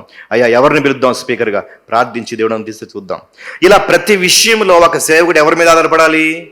దేవుని ఆధారపడాలి. అంటే పరిచర్య మీద మానవ మాతృలకు భూమి మీద ఉన్న వారికి ఎవ్వరికి అధికారము లేదు. కానీ అత్యంత దారుణము, ప్రస్తుతం క్రిస్టెండమ్లో ఉన్న అత్యంత భయంకరమైన విషయం ఏంటంటే, కొన్ని మినిస్ట్రీస్లో they are the lords of their ministry. అంటే వారి పరిచర్యలో వాళ్ళే దేవుళ్ళు. సో ఇలాగా వాళ్ళు మినిస్ట్రీ మీద వాళ్ళ ఇన్ఫ్లుయెన్సే ఉంటుంది, కానీ దైవికమైన ఇన్ఫ్లుయెన్స్ ఉండదు. ఇప్పుడు యేసు ప్రభు ఒక చక్కని పాఠం నేర్పిస్తున్నాడు. అమ్మా బాణాలు ఖాళీ అయినాయి, నాకు కనిపిస్తుంది, అవసరం ఉంది, నాకు తెలుసు, but I won't respond until God gives the green signal. దేవుడు చెప్పేంత వరకు నేను ఆ పని చేయను అని దేవుడు చెప్తున్నాడు. కాబట్టి ఇది మనం గ్రహించాలి. యేసు ప్రభు సేవకులు నేర్పించేటువంటి ఒక చక్కని పాఠం. ఇక ఐదో వచనానికి వెళదాం. ఇక్కడి నుంచి మనం చాలా జాగ్రత్తగా గమనించాలి. ఇప్పుడు మరలా మరియ సీన్లోకి వచ్చింది. మరియ నుంచి మనం ఇంకొక పాఠాన్ని నేర్చుకుంటాం. 5వ వచనం, ఆయన తల్లి పరిచారకులను చూచి ఆయన మీతో చెప్పినది చేయడను. ఆయన తల్లి అంటుంది, పరిచారకులను చూచి ఆయన మీతో చెప్పినది చేయుడనెను. సో యేసు ప్రభు ఇక్కడ జరిగినటువంటి సంఘటన మీరు ఫాలో అవుతున్నారు కదా, ఆ యొక్క ఇన్సిడెంట్ ఆఫ్టర్ ఇన్సిడెంట్ ఫాలో అవుతున్నారు కదా. యేసు ప్రభు ఇప్పుడే మరియను చూసి, అమ్మా నాతో నీకేమి పని, నా సమయం ఇంకా రాలేదు అంటే, ఒక మాట చెప్పాలంటే పక్కన నుంచో నువ్వు మాట్లాడవాకు, ఇప్పుడు చెప్పాకు, నువ్వు దేవుడు చెప్పిందాక నేను చేయను. ఇది ఖచ్చితంగా ఆమె అహాన్ని దెబ్బతీసి ఉండాలి, ఆమె అప్సెట్ అయి ఉండాలి, లేదంటే కనీసం అఫెండ్ అయి ఉండాలి. అంటే కొంచెం ఆమె ఫీల్ అయి ఉండాలి, తల్లినైనా నన్ను నవమాసాలు మోసి కనీసం నన్నే పక్కన పెడతాడా అని కొంచెం అఫెండ్ అయి ఉండాలి. కొంచెం లోపల అదొక రకమైన ఫీలింగ్ మొదలై ఉండాలి. కానీ మరి ఎంత గొప్ప భక్తురాలంటే, యాక్చువల్గా Mariya is a very godly women అండి, చాలా దైవికమైన స్త్రీ. కానీ అనవసరంగా ఆమెను లేని పొజిషన్లో కూర్చోబెట్టి ఆమెను ఆరాధిస్తూ ఒక శాఖ నాశనానికి పోతున్నారు. కానీ ఆమెకి సరైన పొజిషన్ ఏంటంటే ఆమె మంచి ఆత్మీయురాలు, అంతే అక్కడ వరకే. కానీ లేని చోట కూర్చోబెట్టి నానా రభస చేసేసారు. సో ఇక్కడ మరియ నుంచి చాలా చక్కని పాఠం నేర్చుకునేది రెండో పాఠం ఏంటంటే, ఆమె యేసు ప్రభు అలా మాట్లాడినప్పటికీ ఆమె ఏమంటుందంటే, ఆమె హృదయంలో నమ్మింది, ఇక్కడ సమస్య ఉంది, నా ప్రభువు నా కుమారుడు ఖచ్చితంగా దీన్ని సాల్వ్ చేస్తాడు అని వెనక్కి పెట్టినప్పటికీ పక్కనే ఉన్న పరిచారకుల్ని పురమాయించింది, ఎంకరేజ్ చేసింది. ఓ పరిచారకులారా రెడీగా ఉండండి, నాకు తెలుసు కొద్దిసేపటి తర్వాత అయినా సరే యేసు ప్రభు అద్భుతం చేస్తాడు. మీరు పరిచర్యలో వాడబడండి. నన్ను పక్కన పెడితే మాత్రం ఏమైంది? పరిచర్య జరగాలి. ఇక్కడ లోటు తీరాలి. ఇక్కడ ఉన్నటువంటి ఇబ్బంది నుంచి బయటికి రావాలి. నన్ను పక్కన పెట్టినా పర్లేదు, మీరు చేయండి పరిచర్య, మీరు సహకరించండి అని పరిచర్యను పురమాయించింది. పరిచర్యలో ముందుకు సాగిపోమంది. ఇక్కడి నుంచి నేర్చుకునే పాఠం ఏంటంటే, మనం కూడా గుర్తుంచుకోండి, కొన్నిసార్లు సేవకుడు మిమ్మల్ని పరిచర్యలో పక్కన పెట్టొచ్చు. అమ్మా నువ్వు 1-2 నెలలు పాటలు పాడొద్దు, కోయర్ టీంలో నుంచో నువ్వు పాటలు పాడొద్దు అని పక్కన పెడతారు. అయ్యా నువ్వు 2 నెలలు తబలా వాయించొద్దు, కూర్చొని పక్కన కూర్చో, నార్మల్గా కూర్చో అన్నప్పుడు మీరు ఎలా ఫీల్ అవుతారు? దాన్ని ఎలా ఫీల్ అవుతారు? ఓకే, నా సేవకుడికి నాకన్నా జ్ఞానం ఉంది, బైబిల్ జ్ఞానం ఉంది, నా సేవకుడు ప్రార్థనాపరుడు, 2 నెలలు నన్ను పక్కన పెట్టాడు అంటే ఏదో మంచి ఉద్దేశంతోనే పెట్టుంటాడు. ఇంకొకరిని ఎవరైనా ఎంకరేజ్ చేయడానికి నన్ను పక్కన కూర్చోమన్నాడేమో. 2 నెలలు కూర్చుంటాను, కోయర్లో బాడను, ఏముంది అందులో? ఒకవేళ నాలో తప్పుందేమో, అది నా సేవకుడికి తెలిసిందేమో, నేను సరి చేసుకుంటా. ఈ 2 నెలలు ప్రార్థనలో సమయం గడుపుతాను. అయ్యా నువ్వు తబల వాయించొద్దు 2 నెలలు, ఏమో నాలో తప్పుందేమో, నేను సరిగా లేనేమో, అందుకే నన్ను పక్కన పెట్టి ఇంకొక వ్యక్తిని ఇస్తున్నాడేమో, ఇంకో వ్యక్తిని తబల వాయించమంటున్నాడేమో, లేదంటే ఇంకొకరిని ఎంకరేజ్ చేస్తూ ఆ పని చేస్తున్నాడేమో అని అనుకునేటువంటి వారుగా మనం ఉండాలి. ప్రభువా నన్ను బయట పెట్టారు, ఇంకొక వ్యక్తిని పాడమంటున్నారు, నన్ను బయట పెట్టారు, ఇంకొక వ్యక్తిని వాయించమంటున్నారు, అతను కూడా బాగా వాయించాలి, ఆమె కూడా బాగా పాడాలి ప్రభువా, నీ పరిచర్య ఆగకూడదు ప్రభువా, నన్ను పక్కన పెట్టినా సరే నీ పరిచర్య మాత్రం బాగా జరగాలి. ఇదండి మేరీ స్టాండర్డ్. మేరీ యొక్క ఆత్మీయ లోతు ఎంత. మీరు ఎప్పుడైనా అలా ఆలోచించారా? మిమ్మల్ని ఎప్పుడైనా పాస్టర్ పక్కన పెట్టినప్పుడు, మిమ్మల్ని ఎప్పుడైనా పాస్టర్ అఫెండ్ చేసే విధంగా మాట్లాడినప్పుడు, గద్దించినప్పుడు, నలుగురిలో నిలబెట్టి నీకు బుద్ధి లేదమ్మా, నీకు బుద్ధి లేదయ్యా, నువ్వు సరి చేసుకోవాలి, నువ్వు సరిదిద్దుకోవాలి అన్నప్పుడు మీరు ఎలా ఫీల్ అయ్యారు? ఇక్కడ మరియా చాలా హంబుల్గా రెస్పాండ్ అయింది. అయ్యో నేను ఆగిపోయినా పర్లా, పరిచర్య మాత్రం ఆగకూడదు అనుకుంది. ఒకవేళ మీరు ఇలా అనొచ్చు, నన్ను పక్కన పెడతాడా? తల్లిని నన్నే పక్కన పెడతాడా? మీరు కూడా పోండి, రాబాకండి, అసలు ఎవరిని పరిచారకుల్ని హెల్ప్ చేయబాకండి, నన్ను పక్కన పెట్టాడని అనే విధంగా లేదు మరియా. కొంతమంది పరిచారకులు ఏమనుకుంటారో తెలుసా? నన్ను పక్కన పెట్టి ఆమెను పాడమన్నాడా, ఆమె పాట ఎట్టుంటుంది, కాకి గొంతులా ఉంటుంది, ఎట్టబడిద్దు చూస్తా అసలు ఆమె సంగతి అనుకుంటారు కొంతమంది. నన్ను కొట్టొద్దని తబలా ఇంకొకరిని కొట్టమంటాడు. అసలు ఈ విశాఖ జిల్లాలో నాలాగా తబల కొట్టేవాడు ఉన్నాడు? అసలు నన్ను తీసేవాడిని పెడతాడా, ఎట్ట కొడతాడో చూస్తా అంటే is it a political party? అదేమన్నా పొలిటికల్ పార్టీ అండి ఇదేమన్నా? గుర్తుంచుకోండి, when you will be used అంటే నువ్వు ఎప్పుడు ఘనముగా వాడబడతావో తెలుసా? When you are broken inside. ఒక వ్యక్తి లోపల విరిగితే అతను బాగా వాడబడతాడండి. ఎవరైతే లోపల విరగరో అహం ఉంటుంది వాళ్ళకి. నన్ను పక్కన పెడతాడా, ఆమెను పాడమంటాడా, ఆమెకేమొచ్చు, ఆమెకు రాగం రాదు, ఏమీ రాదు, ఆమె పాడితే రాగం కాదు రోగం వచ్చినట్టు పడినట్టు ఉంటుంది, నేను పాడితే గాన కోకిల్లాగా ఉంటుంది. అంటే దిస్ టైప్ ఆఫ్ అండర్స్టాండింగ్ మరియకు లేదు. మరి అంటుంది, నన్ను పక్కన పెడితే పెట్టాడు, పరిచర్య ముందుకెళ్ళాలి. ఒక విషయం గుర్తుంచుకోండి, ministry matters not the ministers. పరిచారకులు కాదు, పరిచర్య ముఖ్యం. ఒక వ్యక్తి తను అంతగా హంబుల్ చేసుకోవాలి, ఒక వ్యక్తి తను అంతగా లోపరుచుకోవాలి. నా ప్రియ సహోదరుడా సహోదరి, మీరు అంతగా తగ్గించుకున్నారా? ఒకసారి ఆలోచించండి. లూకా సువార్త 17వ అధ్యాయంలో ఒక వచనం ఉంది, నాకు బాగా నచ్చిన వచనం అది. లూకా సువార్త 17వ అధ్యాయం, మీరు కూడా దాన్ని మార్క్ చేసుకోండి. చర్చిలో పరిచర్య చేస్తున్న ప్రతి ఒక్కళ్ళు అక్కడ ఒక అండర్లైన్ పెట్టుకోండి. చర్చిలో పరిచర్య చేస్తున్న వాళ్ళందరూ అక్కడ ఒక అండర్లైన్ పెట్టుకోండి. లూకా సువార్త 17వ అధ్యాయం 10వ వచనం. లూకా 17:10. చర్చిలో మీకు ఆజ్ఞాపింపబడినవన్నీ చేసిన తర్వాత మేము నిష్ప్రయోజకులమైన దాసులము. చాలండి, మేము చేయవలసిన పనియే చేసి ఉన్నాం. అది హ్యూమిలిటీ, అది బ్రోకెన్నెస్. అంటే పనంతా చేసి బాగా చేసావుగా అంటే అంటున్నాడు, అయ్యా నేను నిష్ప్రయోజకుడనైనా దాసుడను. మీ హృదయపు లోతుల్లో ఆ మాట ఉండాలి. మీరు ఎంత బాగా పాడొచ్చు, ఎంత బాగా వాయించవచ్చు, ఎంత బాగా ఇది అది చేయొచ్చు, ఎంత ఓడవచ్చు, ఎంత వంట వండొచ్చు, ఎంత క్లీన్ చేసి ఉండొచ్చు, కానీ మీ హృదయపు లోతుల్లో by the end of the day ఏమన్నా తెలుసా? అయ్యా నేను నిష్ప్రయోజకుడైన దాసుడను, దేవుడి కృప వల్ల నన్ను వాడుకుంటున్నాడు, నాలో ఏముందయ్యా ఎన్నిక. అలాంటి అండర్స్టాండింగ్ ఉన్న వ్యక్తి దేవుడి చేత బలంగా వాడబడతాడు. ఒక్క పరిచారకుడిని పిలిచి పనంత అయిన తర్వాత, ఒరే నువ్వు నిష్ప్రయోజకుడివి అనండి, ఇక అగ్గి మీద గుగ్గిలమే, పొద్దున్న నుంచి ఎంత పని చేస్తే నన్ను నిష్ప్రయోజకుడు అంటావా? ఒకరోజు చర్చిలో గొడవ వచ్చింది, ఇద్దరు స్త్రీలకి గొడవ వచ్చింది. అవతల ఆమె ఏమందంటే, నువ్వు పనికి మాలిన దానివి, నీ వల్ల పని ఏమి లేదంది. అవతల అంది. ఏమో కోపం వచ్చి నా దగ్గరికి వచ్చింది. నా దగ్గరికి వచ్చి, పాస్టర్ న్యాయం తీర్చాలి. ఏంటమ్మా? ఆమె నన్ను ఏమందంటే, నేను పనికి మాలిన దాన్ని అంది. నేను ఇంత పని చేస్తుంటే నేను పనికి మాలిన దాన్ని అంది. అప్పుడు నేను అన్నాను, నిజమే కదమ్మా, బైబిల్ అదే చెప్తుందిగా అన్నా. నువ్వు పనికి మాలిన దానివేగా, ఎక్కడ నువ్వు చూపిండి అంది. ఇది ఓపెన్ చేసి చూపించా. నువ్వు ఎంత పని చేసినా నిష్ప్రయోజకురాలవు మాత్రమే, కానీ పని కత్తెని నువ్వు బిరుదులేమి రావు. ఎప్పుడైతే మనకి ఇలాంటి మీక్ అండర్స్టాండింగ్, ఇలాంటి సాత్వికమైన అండర్స్టాండింగ్ ఉండదో చాలా గొడవలు రావండి, చాలా గొడవలు రావు. చాలా చోట్ల బెటర్గా మనం దేవుని సర్వ్ చేయగలుగుతాం.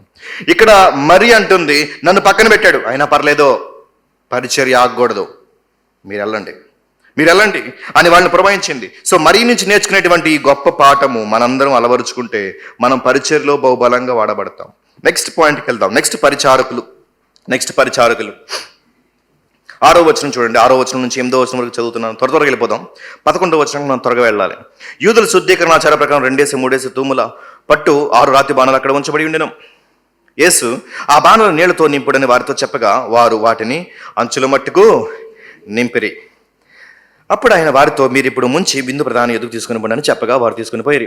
ఇక్కడ స్ట్రైట్గా ఒకే ఒక పాయింట్ అంటే, ఈ పరిచారులు చూసారా, వీళ్ళ నుంచి మంచి పాఠం ఏంటంటే, యేసు ప్రభు వారిని పిలిచి, సమయం ఆసన్నమైంది, దేవుడు గ్రీన్ సిగ్నల్ ఇచ్చాడు, పరిచారకులారా బాణం ఉన్నాయా? ఉన్నాయి. ఎలా ఉన్నాయి? ఖాళీగా ఉన్నాయి. నీళ్లు ఉన్నాయా? ఉన్నాయి. తీసుకొచ్చి నింపండి. నింపారు అన్నాడు. తీసుకెళ్ళండిగా అన్నాడు. తీసుకెళ్ళి సర్వ్ చేయండి అన్నాడు. సో యాక్చువల్గా ఇది యేసు ప్రభు కానాలో చేసిన ఫస్ట్ మిరాకిల్. అంటే ఇప్పటి వరకు యేసు ప్రభు మిరాకిల్ చేయలే. వీళ్ళు ఆల్రెడీ యేసు ప్రభు లాజర్ని బయటికి తీసుకురావటం, నీటి మీద నడవటం, తుఫానును ఆపడం, ఇలాంటివన్నీ చూశారనుకో, వీళ్ళకి జనరల్గా యేసు ప్రభు మీద విశ్వాసం వస్తుంది. కానీ ఇవన్నీ జరిగినాయా? జరగల. ఇప్పటి వరకు ఏమీ జరగల. నాకు ఇప్పటికీ అర్థం కాని విషయం, ఎలా నమ్మారు రా బాబీళ్ళు అనుకుంటా నేను. ఎలా నమ్మారు? నీళ్లు పోసాడు అక్కడ, ఒక కామన్ మ్యాన్గా ఉన్నాడు యేసుప్రభు. అక్కడ ఏమి చేయాలి అప్పటికి యేసుప్రభు ఇంకా తీసుకెళ్ళండి అంటే వాళ్ళు జస్ట్ అలా వచ్చారు, ముంచారు, తీసుకుని వెళ్ళిపోయారు. అక్కడ మనకు బాగా కనిపించే విషయం ఏంటంటే, వాళ్ళు గుడ్డిగా నమ్మారు అంతే. ఈయన ఆశ్చర్యకరుడు, ఈయన మామూలు వ్యక్తి కాదు. మోస్ట్లీ మేరీ చెప్పిందేమో, నా చిన్నప్పుడు నా కొడుకు గురించి ఇలా చెప్పబడిందని చెప్పి ఎలా వచ్చిందో తెలియదు, కానీ మొత్తానికి వీళ్ళు నమ్మారు, తీసుకెళ్ళి చేశారు. పరిచర్యకులు తీసుకెళ్ళడం వల్ల అక్కడ దేవుడు గొప్ప కార్యం చేశాడు, వాళ్ళు వాడబడ్డారు. అలానే గుర్తుంచుకోండి, మనం కూడా దేవుడు చెప్పిన ప్రతి మాటను నమ్మాలండి. మనం నమ్మితే మనలో కార్యాలు జరుగుతాయి. అందుకే యేసుప్రభు ఏమన్నాడు, ఆ సమాధి దగ్గర నుంచినప్పుడు, నువ్వు నమ్మిన ఎడల దేవుని మహిమను చూచెదవమ్మా. ఎందుకు నమ్మట్లేదు? మనం కూడా మన జీవితాల్లో చాలాసార్లు కార్యాలు నమ్మకపోవటం వలన జరగవు. కాబట్టి ఈ పరిచయం నుంచి మనం నేర్చుకుంటే ఇమీడియట్ ఒబీడియన్స్. అక్కడ ఆధారం ఏమీ లేదు, బేస్ ఏమీ లేదు, అయినప్పటికీ నమ్మారు. కాబట్టి మీరు కూడా అలా నమ్మితే మీ జీవితంలో కార్యాలు జరుగుతాయి. దేవుడు చెప్పిన ప్రతి మాటను పట్టుకొని అలా జీవించండి. అప్పుడు దేవుడికి మీరు మహిమకరంగా జీవిస్తారు. ఇక 9-10 వచనానికి వెళ్ళిపోతాం.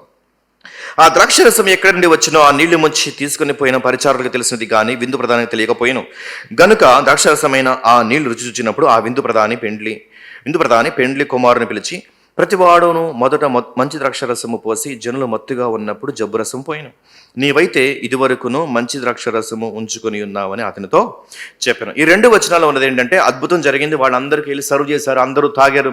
అక్కడ ఆ విందు ప్రధాని మరి అది టేస్ట్ చేసి, అరే ఇంతకు ముందు ద్రాక్షరసము కన్నా ఇప్పుడు ఇది చాలా బాగుంది, రుచిగా ఉంది అని చెప్పాడు. అక్కడ యేసు ప్రభు చేసిన అద్భుతం, ఇది మనుషులు చేసిన ద్రాక్షరసమా, దేవుడు చేసిన ద్రాక్షరసమా? మనుషులు చేసింది ఒక రేంజ్లో ఉంటుంది, కానీ దేవుడు చేసింది ఏ రేంజ్లో ఉంటుందో మీరు ఆలోచించండి. అది దేవుడి వలన కలిగింది. అది కేవలం నీరు ద్రాక్షరసంగా మారిపోయింది. అంటే దేవుడు చేసే అద్భుతం అంత గొప్పగా ఉంటుంది. ఆ పెండ్లి కుమారుడు విందు ప్రధాని అంటాడు, అబ్బా ఏం టేస్ట్ ఉంది, ముందు దానికన్నా ఇప్పుడు చాలా బాగుంది అని గణపరిచాడు. అక్కడ మనం గమనించాల్సిందంటే, good God will give good wine.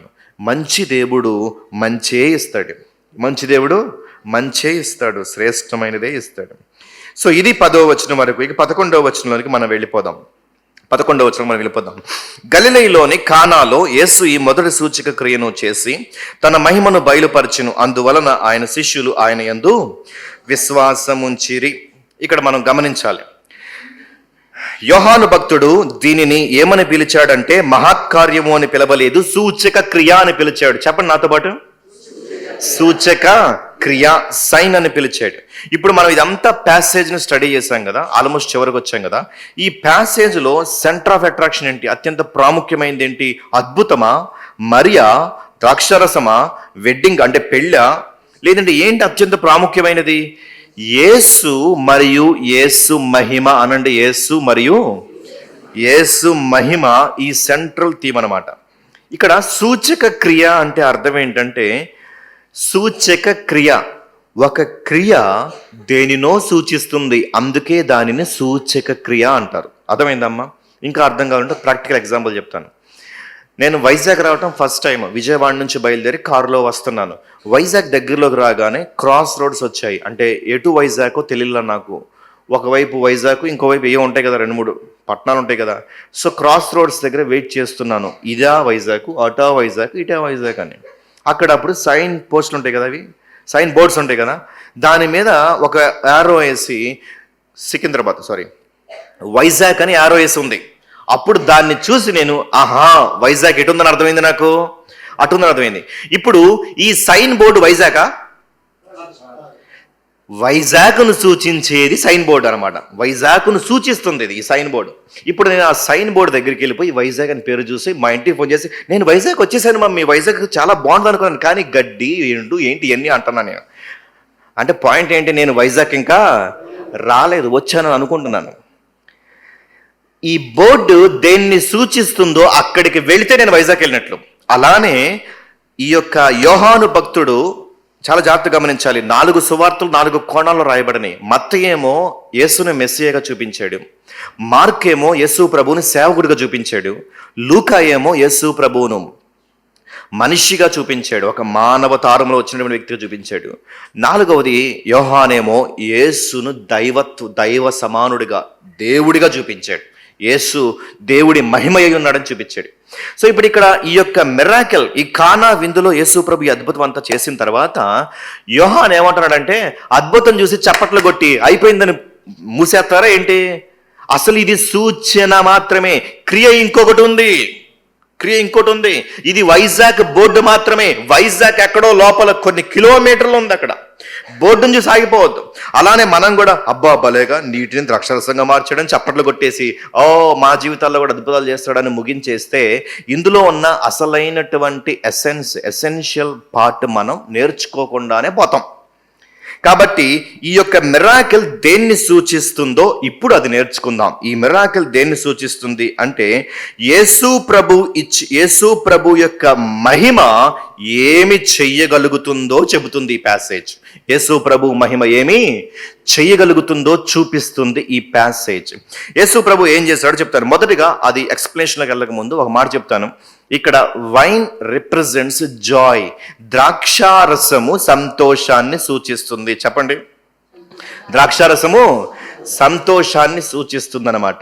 ఇప్పుడు ఎవరైతే యేసు మహిమను చూస్తారో, ఎరుగుతారో, వారి జీవితంలో కూడా లాస్టింగ్ జాయ్ అనేది యేసు ప్రభు ఇస్తాడు. ఇది మెయిన్ థీమ్ అక్కడ.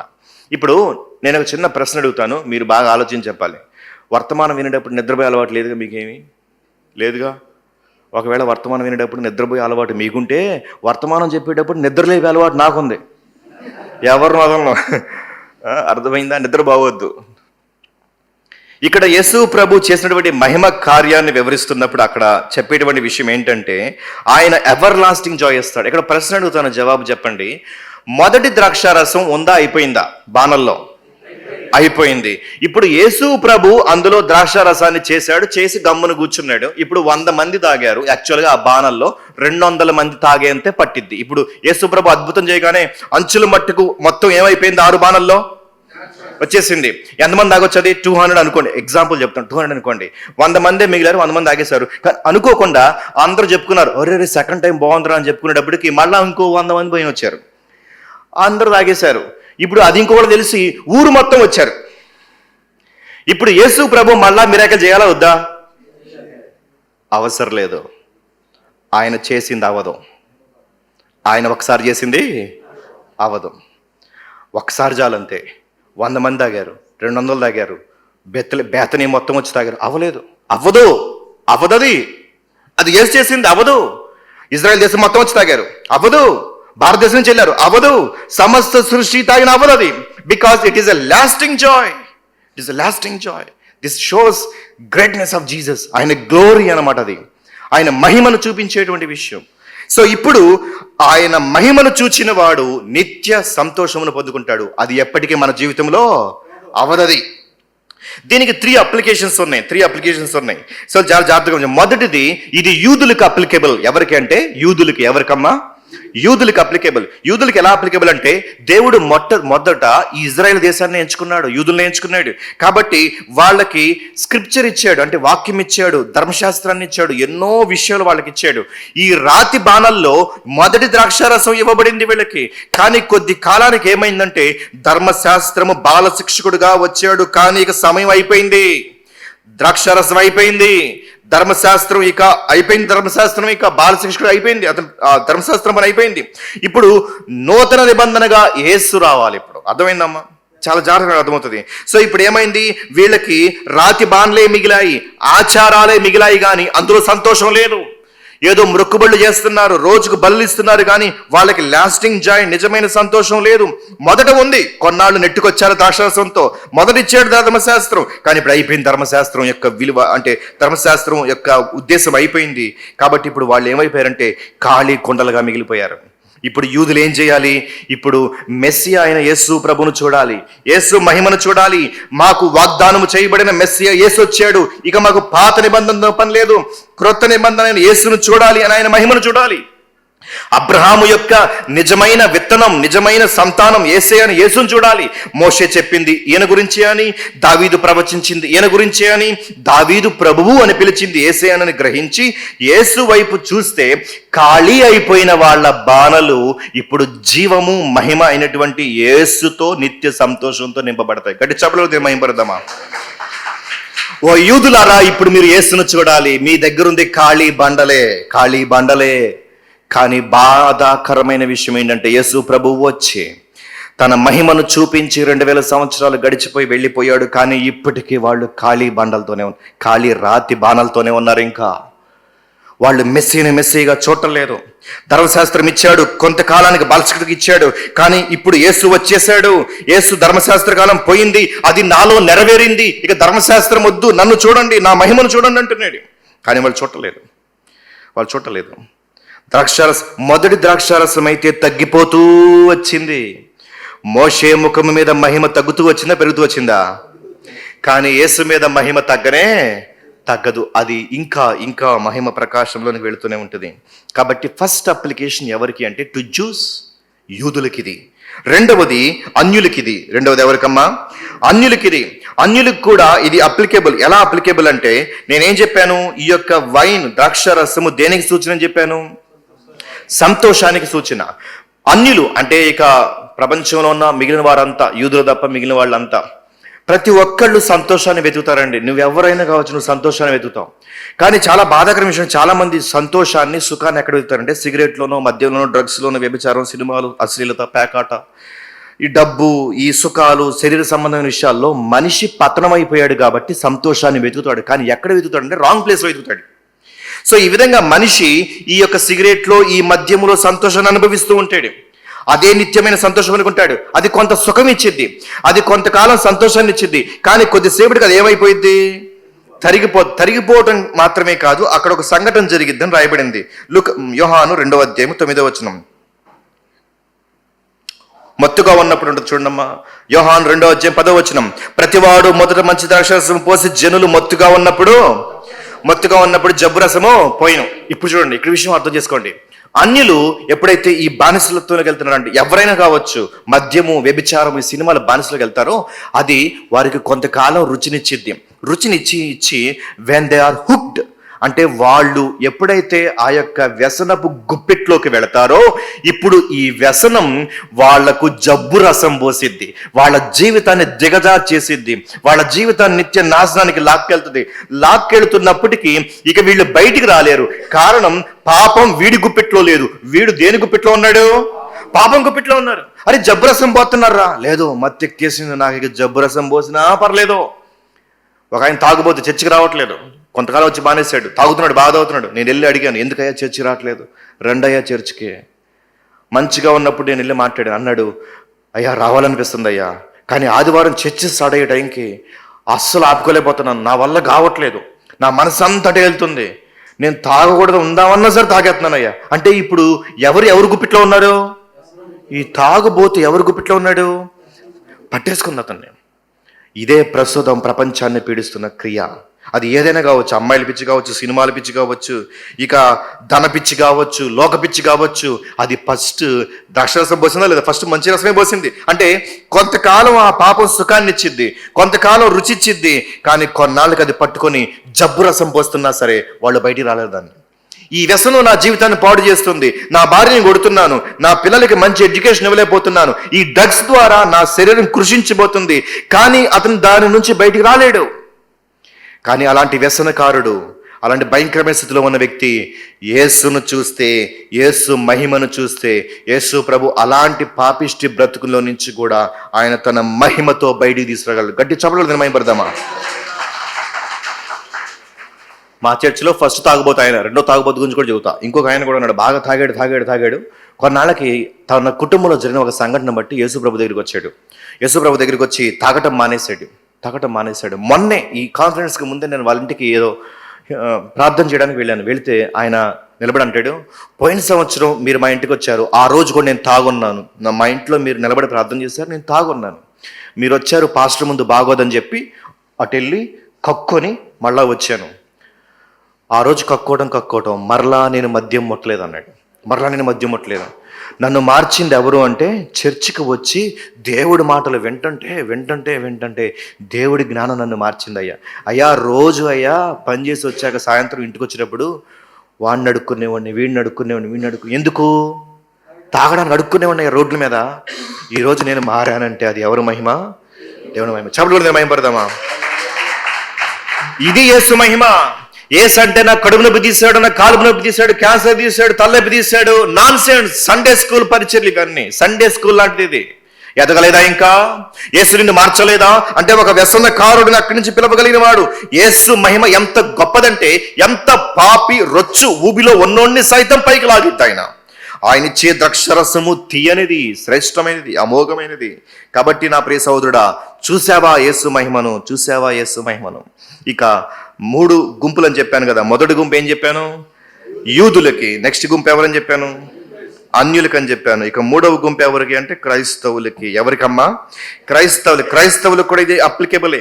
ఒక క్రిస్టియన్ రక్షించబడిన తరువాత ఇక ప్రతి సంవత్సరము, ప్రతి నెల తన జీవితంలో రుచిగా మారతాడు. యేసు ప్రభు యొక్క మహిమను తీక్షణంగా చూసే కొలది ఆ సహోదరుడు ఇంకా తీపిగా మారుతారు, ఇంకా శ్రేష్టంగా మాట్లాడతారు, ట్రాన్స్ఫార్మ్ అవుతారు, రూపాంతరం చెందుతారు. అక్కడ వ్యక్తి ప్రధాని తాగి ఏమన్నాడు? ముందు ద్రాక్షరసం బాగుందన్నాడా, వెనకది బాగుందన్నాడా? ఇప్పుడు ఇచ్చిందే బాగుందన్నాడు, ఇంతకు ముందు ఇచ్చింది బాగోలేదు, దానికన్నా ఇది బాగుందన్నాడు. ఒక క్రైస్తవుడి జీవితం అలా ఉండాలి. 2023 కన్నా 24 శ్రేష్టంగా ఉండాలి. 2024 కన్నా 25 శ్రేష్టంగా ఉండాలి. ఎందుకంటే యేసును ఒక్కసారి చూసి రక్షించబడ్డావు, పదే చూస్తే రూపాంతరపరచబడతావు. ఒక భక్తుడు ఇలా అన్నాడు, glance to be saved but gauge to be transformed అన్నాడు. యేసును ఒక్కసారి చూస్తే రక్షించబడతావు, కానీ తదేకంగా చూస్తే రూపాంతరపరచబడతావు. ప్రతి క్రైస్తవుడి జీవితంలో రూపాంతర అనుభవం ఉండాలి. ఏ అనుభవం ఉండాలి? రూపాంతర అనుభవం ఉండాలి. మన జీవితంలో మనం రూపాంతరపరచబడాలి. యేసు మహిమను చూడండి, చూస్తూనే ఉండండి. అంటే ఒక వ్యక్తి యేసు ప్రభువును ఒక్కసారి చూస్తే రక్షించబడతాడు, పదే చూస్తే రూపాంతరపరచబడతాడు, ట్రాన్స్ఫార్మ్ అవుతాడు. అతని జీవితంలో లోతైన బలమైన కార్యం జరుగుతుంది. నా ప్రియ సహోదరుడా, ఇక్కడ ఉన్న క్రైస్తవ సహోదరులారా, మిమ్మల్ని నేను ఒక మనవి చేస్తున్నాను. డిడ్ యు గ్లాన్స్ అంటే అంటారు. Did you gauge? ఒక్కసారి చూసావా అంటే చూసామంటారు, కానీ పదే చూస్తే మీరు మారుతారు. ఒక సిస్టర్ సాక్ష్యం ఇస్తుంది, ఒక సహోదరి సాక్ష్యం ఇస్తుంది. నా పెళ్ళైనప్పుడు నేను మా భర్త క్రైస్తవుల పెళ్ళే. చిన్నప్పుడే ఆయన రక్షించబడ్డాడు, యవన కాలం నేను రక్షించబడ్డాం, క్రైస్తవుల పెళ్ళే జరిగింది. ఇప్పుడు పెళ్ళై 10 సంవత్సరాలు అయింది. పెళ్ళైన మొదటి సంవత్సరం కన్నా ఇప్పుడు మా భర్త చాలా శ్రేష్టంగా ఉన్నాడు, చాలా దివ్యముగా మారాడు. పెళ్ళైన కొత్తలో ఆయన గమనించాను, ఊరికి కోపం వస్తూ ఉంటుంది, ఊరికి చికాకు పడిపోయేవాడు, ఊరికి కేకలేసేవాడు, అబద్ధాలు చెప్పేవాడు.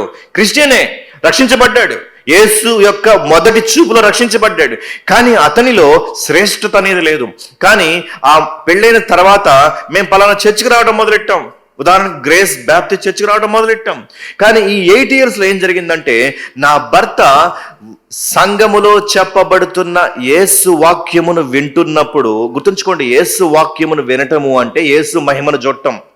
The word is nothing but the word of God, Jesus. వాక్యం అంటే ఏంటి? యేసే. అంటే ఒక వ్యక్తి యేసును చూడటము అంటే వాక్యాన్ని చూడటం, వాక్యాన్ని గ్రహించటం, వాక్య ప్రకారం మార్చుకోవటం.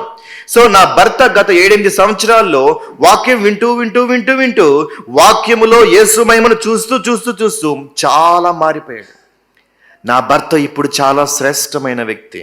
అప్పటి కన్నా ఇప్పుడే రుచిగా ఉన్నాడు, అంటే చాలా శ్రేష్టంగా ఉన్నాడు. అబద్ధాలు పోయాయి, చికాకులు పోయాయి, కోపాలు పోయాయి, చాలా నెమ్మదస్తుడుగా ఉన్నాడు. ఒక భర్త లేదు సాక్ష్యం చెప్తున్నాడు, నా భార్య పెళ్ళప్పుడు క్రైస్తవురాలే, కానీ ఆమె చికాకు పడుతూ ఉండేది, గొంతెమ్మ కోరికలు ఉండేవి, ఎంతసేపటికి లోకపిచ్చి ఉండేది. కానీ సంఘానికి వస్తున్నప్పుడు వాక్యము వినే క్రమములో యేసు మహిమను ఆమె వాక్యములో ప్రతి వారం చూస్తున్నప్పుడు ఆమె మారిపోయింది. ఇప్పుడు నా భార్య లోకపు ఉద్దేశాలతో లేదు, లోకపు వస్త్రధారణ లేదు నా భార్యలో. నా భార్య మాట తీరు ఎంత మృదుగా ఉందో, నా భార్య యొక్క రుచి ఇప్పుడు బాగుంది అప్పుడు కన్నా అనే సాక్ష్యం నీ సొంత భర్త చెప్పలేనప్పుడు, నీ సొంత భార్య చెప్పలేనప్పుడు నువ్వు యేసు మహిమను చూడటం లేదని అర్థం. యేసు మహిమ నీ మీద ప్రభావం చూపలేదని అర్థం. వాళ్ళు అంటున్నారు, అయ్యా ముందిచ్చిన దానికన్నా ఇప్పుడు చాలా బాగుందయ్యా. ఒక క్రైస్తవుడి జీవితంలో ప్రతి సంవత్సరం మెరుగవ్వాలి, నేర్చుకోవాలి, మార్చుకోవాలి, జీవితాన్ని మెరుగుపరుచుకోవాలి, వాక్యాన్ని వింటూ తన జీవితాన్ని కట్టుకోవాలి. అర్థమవుతుందా? ఇక్కడ వరకు అర్థం గట్టి చప్పట్లు కూడా మహిమపరుస్తారా? యూదులకది, అన్యులకది, ధన్యులకిది. ధన్యుడు అయితే నువ్వు ఏమవుతావు అంటే మారుతూ ఉండాలి. ముగిచ్చేస్తాను అయిపోయింది, వినాలి. నాకు అలవాటు ఉంది, ముగిస్తాను అని చెప్పిన తర్వాత ఇంకో 30 నిమిషాలు చెబుతా. నా అలవాటుకి మీరు అలవాటు పడాలి. అర్థమైందా? సరేనా? సో ఇక్కడ ఏమన్నాడు? యేసు మహిమను చూడాలంటున్నాడు. నా మహిమను చూడండి, నా మహిమను గేజ్ చేయండి అంటే చూస్తూనే ఉండండి. ఒక వ్యక్తి, ఒక యూదుడు గాని యేసును తీక్షణంగా చూస్తే ఆయన మహిమేంటో అర్థమైతే, ఆ యొక్క రాతి బాణల్లో పాత ధర్మశాస్త్రము కాదు, యేసులో ధర్మశాస్త్రం నెరవేరింది, యేసే నా మెస్సయ్య అని స్వీకరిస్తాడు, అతని జీవితం మధురంగా మారుతుంది. ఒక పాపిష్టుడు, ఒక అన్యుడు, ఒక వ్యసనకారుడు యేసును చూస్తే, యేసులో ఉన్న మహిమను తీక్షణంగా చూడగలిగితే అతను పూర్తిగా మార్చబడతాడు, ఆ పాప ఊబి నుంచి కూడా లేవనెత్తగలుగుతాడు. అలానే మూడోది, ఒక క్రైస్తవుడు నిజముగా వాక్యములో యేసు మహిమను చూడగలిగితే అతను రుచిగా మారతాడు. నా ప్రియ సోదరుడు గుర్తుంచుకో, నువ్వేదో చేస్తున్నావు అనుకోవద్దు. నిన్ను నీ పక్క విశ్వాసి, నీ కింద ఉన్న జూనియర్స్ నిన్ను రుచి చూస్తారు, గుర్తుంచుకో. రుచి చూసినప్పుడు నువ్వు ఎలా ఉంటావు ఆలోచించుకో. అలానే చర్చకొచ్చిన మనల్ని కొంతమంది రుచి చూస్తారు, గుర్తుంచుకోండి. ఇక్కడున్న ఆంటీలు, అక్కలు గుర్తుంచుకోండి. మీ చెల్లెళ్ళు అంటే మీకన్నా వయసులో 10 సంవత్సరాలు 15 సంవత్సరాలు కిందోళ్ళు మిమ్మల్ని రుచి చూస్తారు. చూసి ఆ ఆంటీ చూడు, ఆ ఆంటీ మాట తీరు ఎంత బాగుంటుందో, ఆ ఆంటీ చూడు ఎంత మబ్బితంగా ఉంటుందో, ఆ ఆంటీ సాక్షి ఎంత బాగుంటుందో, ఆ ఆంటీతో కూర్చోండి మాట్లాడటం నాకు ఇష్టం, ఆ ఆంటీ చెప్పేది చాలా పద్ధతిగా ఉంటుంది అని మిమ్మల్ని రుచి చూశారు. మీ రుచి అలా నచ్చింది. ఈ బ్రదర్ సాక్ష్యం చూశాను, ఈ అంకుల్ సాక్ష్యం చూశాను, ఈ అంకుల్ ఎంత సాక్ష్యం కలిగిన వ్యక్తితో, ఈ అంకుల్ పని చేసేటప్పుడు పరిచయం చేసేటప్పుడు ఎంత పద్ధతిగా ఉంటారో, ఈయనలో వాక్యం ఉట్టిపడింది, ఈయన నాకు నచ్చాడు అని మీకు తెలియకుండానే మీ కింద ఉన్నోళ్ళు మిమ్మల్ని వెంబడిస్తారు. గుర్తుంచుకోండి, మీ రుచి నచ్చితే మిమ్మల్ని వెంబడిస్తారు. మీరు శ్రేష్టమైన వ్యక్తులైతే మిమ్మల్ని బట్టి దేవుణ్ణి మహిమపరుస్తారు. నా ప్రియ సహోదరుడా, సహోదరి, యోహాను ఈ క్రియ రాసి అంటున్నాడు, ఇది సూచన. ఇది కేవలం ఏదో అద్భుతం జరిగిందని చప్పట్లు కొట్టి బైబిల్ మూసేసి అయిపోయిందని కూడా కాదు. అర్థమైందా? ఇందులో ఉన్నటువంటి యేసు మహిమను చూడాలి. మనం కూడా యేసు మహిమను చూడగలిగితే ఆ పాత ద్రాక్షారసం కన్నా గొప్ప ద్రాక్షారసం మనలో వస్తుంది, ఎటర్నల్ జాయ్ వస్తుంది. అంతేకాదండి, ఇందాక చెప్పాను కదా, యేసు ప్రభు చేసిన ద్రాక్షారసం అయిపోద్దా? అవ్వదు. అలానే నీలో ఎన్ని కష్టాలు రానివ్వండి, ఎన్ని ఒడిదుడుకులు రానివ్వండి, ఎన్ని అనేకమైన విషయాలు, మనం ఈ లోకమే శపించబడిన లోకం అండి. సమస్యల నుంచి ఎప్పుడు విడుదల మనకు ఉండదు. ఏదో ఒక ముళ్ళు మనకు ఉంటానే ఉంటుంది, ఏదో కష్టం ఉంటుంది. కానీ చుట్టూరు మనకి ఇవన్నీ జరుగుతున్నప్పటికీ మనకి లాస్టింగ్ జాయ్ ఉంటుంది. ఎందుకనంటే మనం ఒక వ్యక్తిని తీక్షణంగా చూస్తున్నాం. ఎవరాయన్ని? యేసు మహిమను చూస్తున్నాం కాబట్టి లోపల ఆయన ఇచ్చే రెస్ట్ మామూలుగా ఉండదు. అందుకే వెళుతూ మాట అన్నాడు, నేను లోకం ఇచ్చినట్టుగా కాదు, నేను నా శాంతిని ఇస్తున్నాను, నాది ఇస్తున్నాను అన్నాడు. నా ప్రియ సోదరు, క్రైస్తవ జీవితం అంటే ఇది క్రైస్తవ జీవితం అంటే ట్రాన్స్ఫర్మేషన్ ఉండాలి. యేసు మహిమ ద్వారా మనం ఇన్ఫ్లుయెన్స్ అవ్వాలి. తలలు వంచండి, కళ్ళు మూసుకురండి. ఒక్క మాట దేవుణ్ణి అడగండి. అర్థమైంది కదా? ఇక్కడ కానా విందులో చాలా విషయాలు ఉన్నాయి.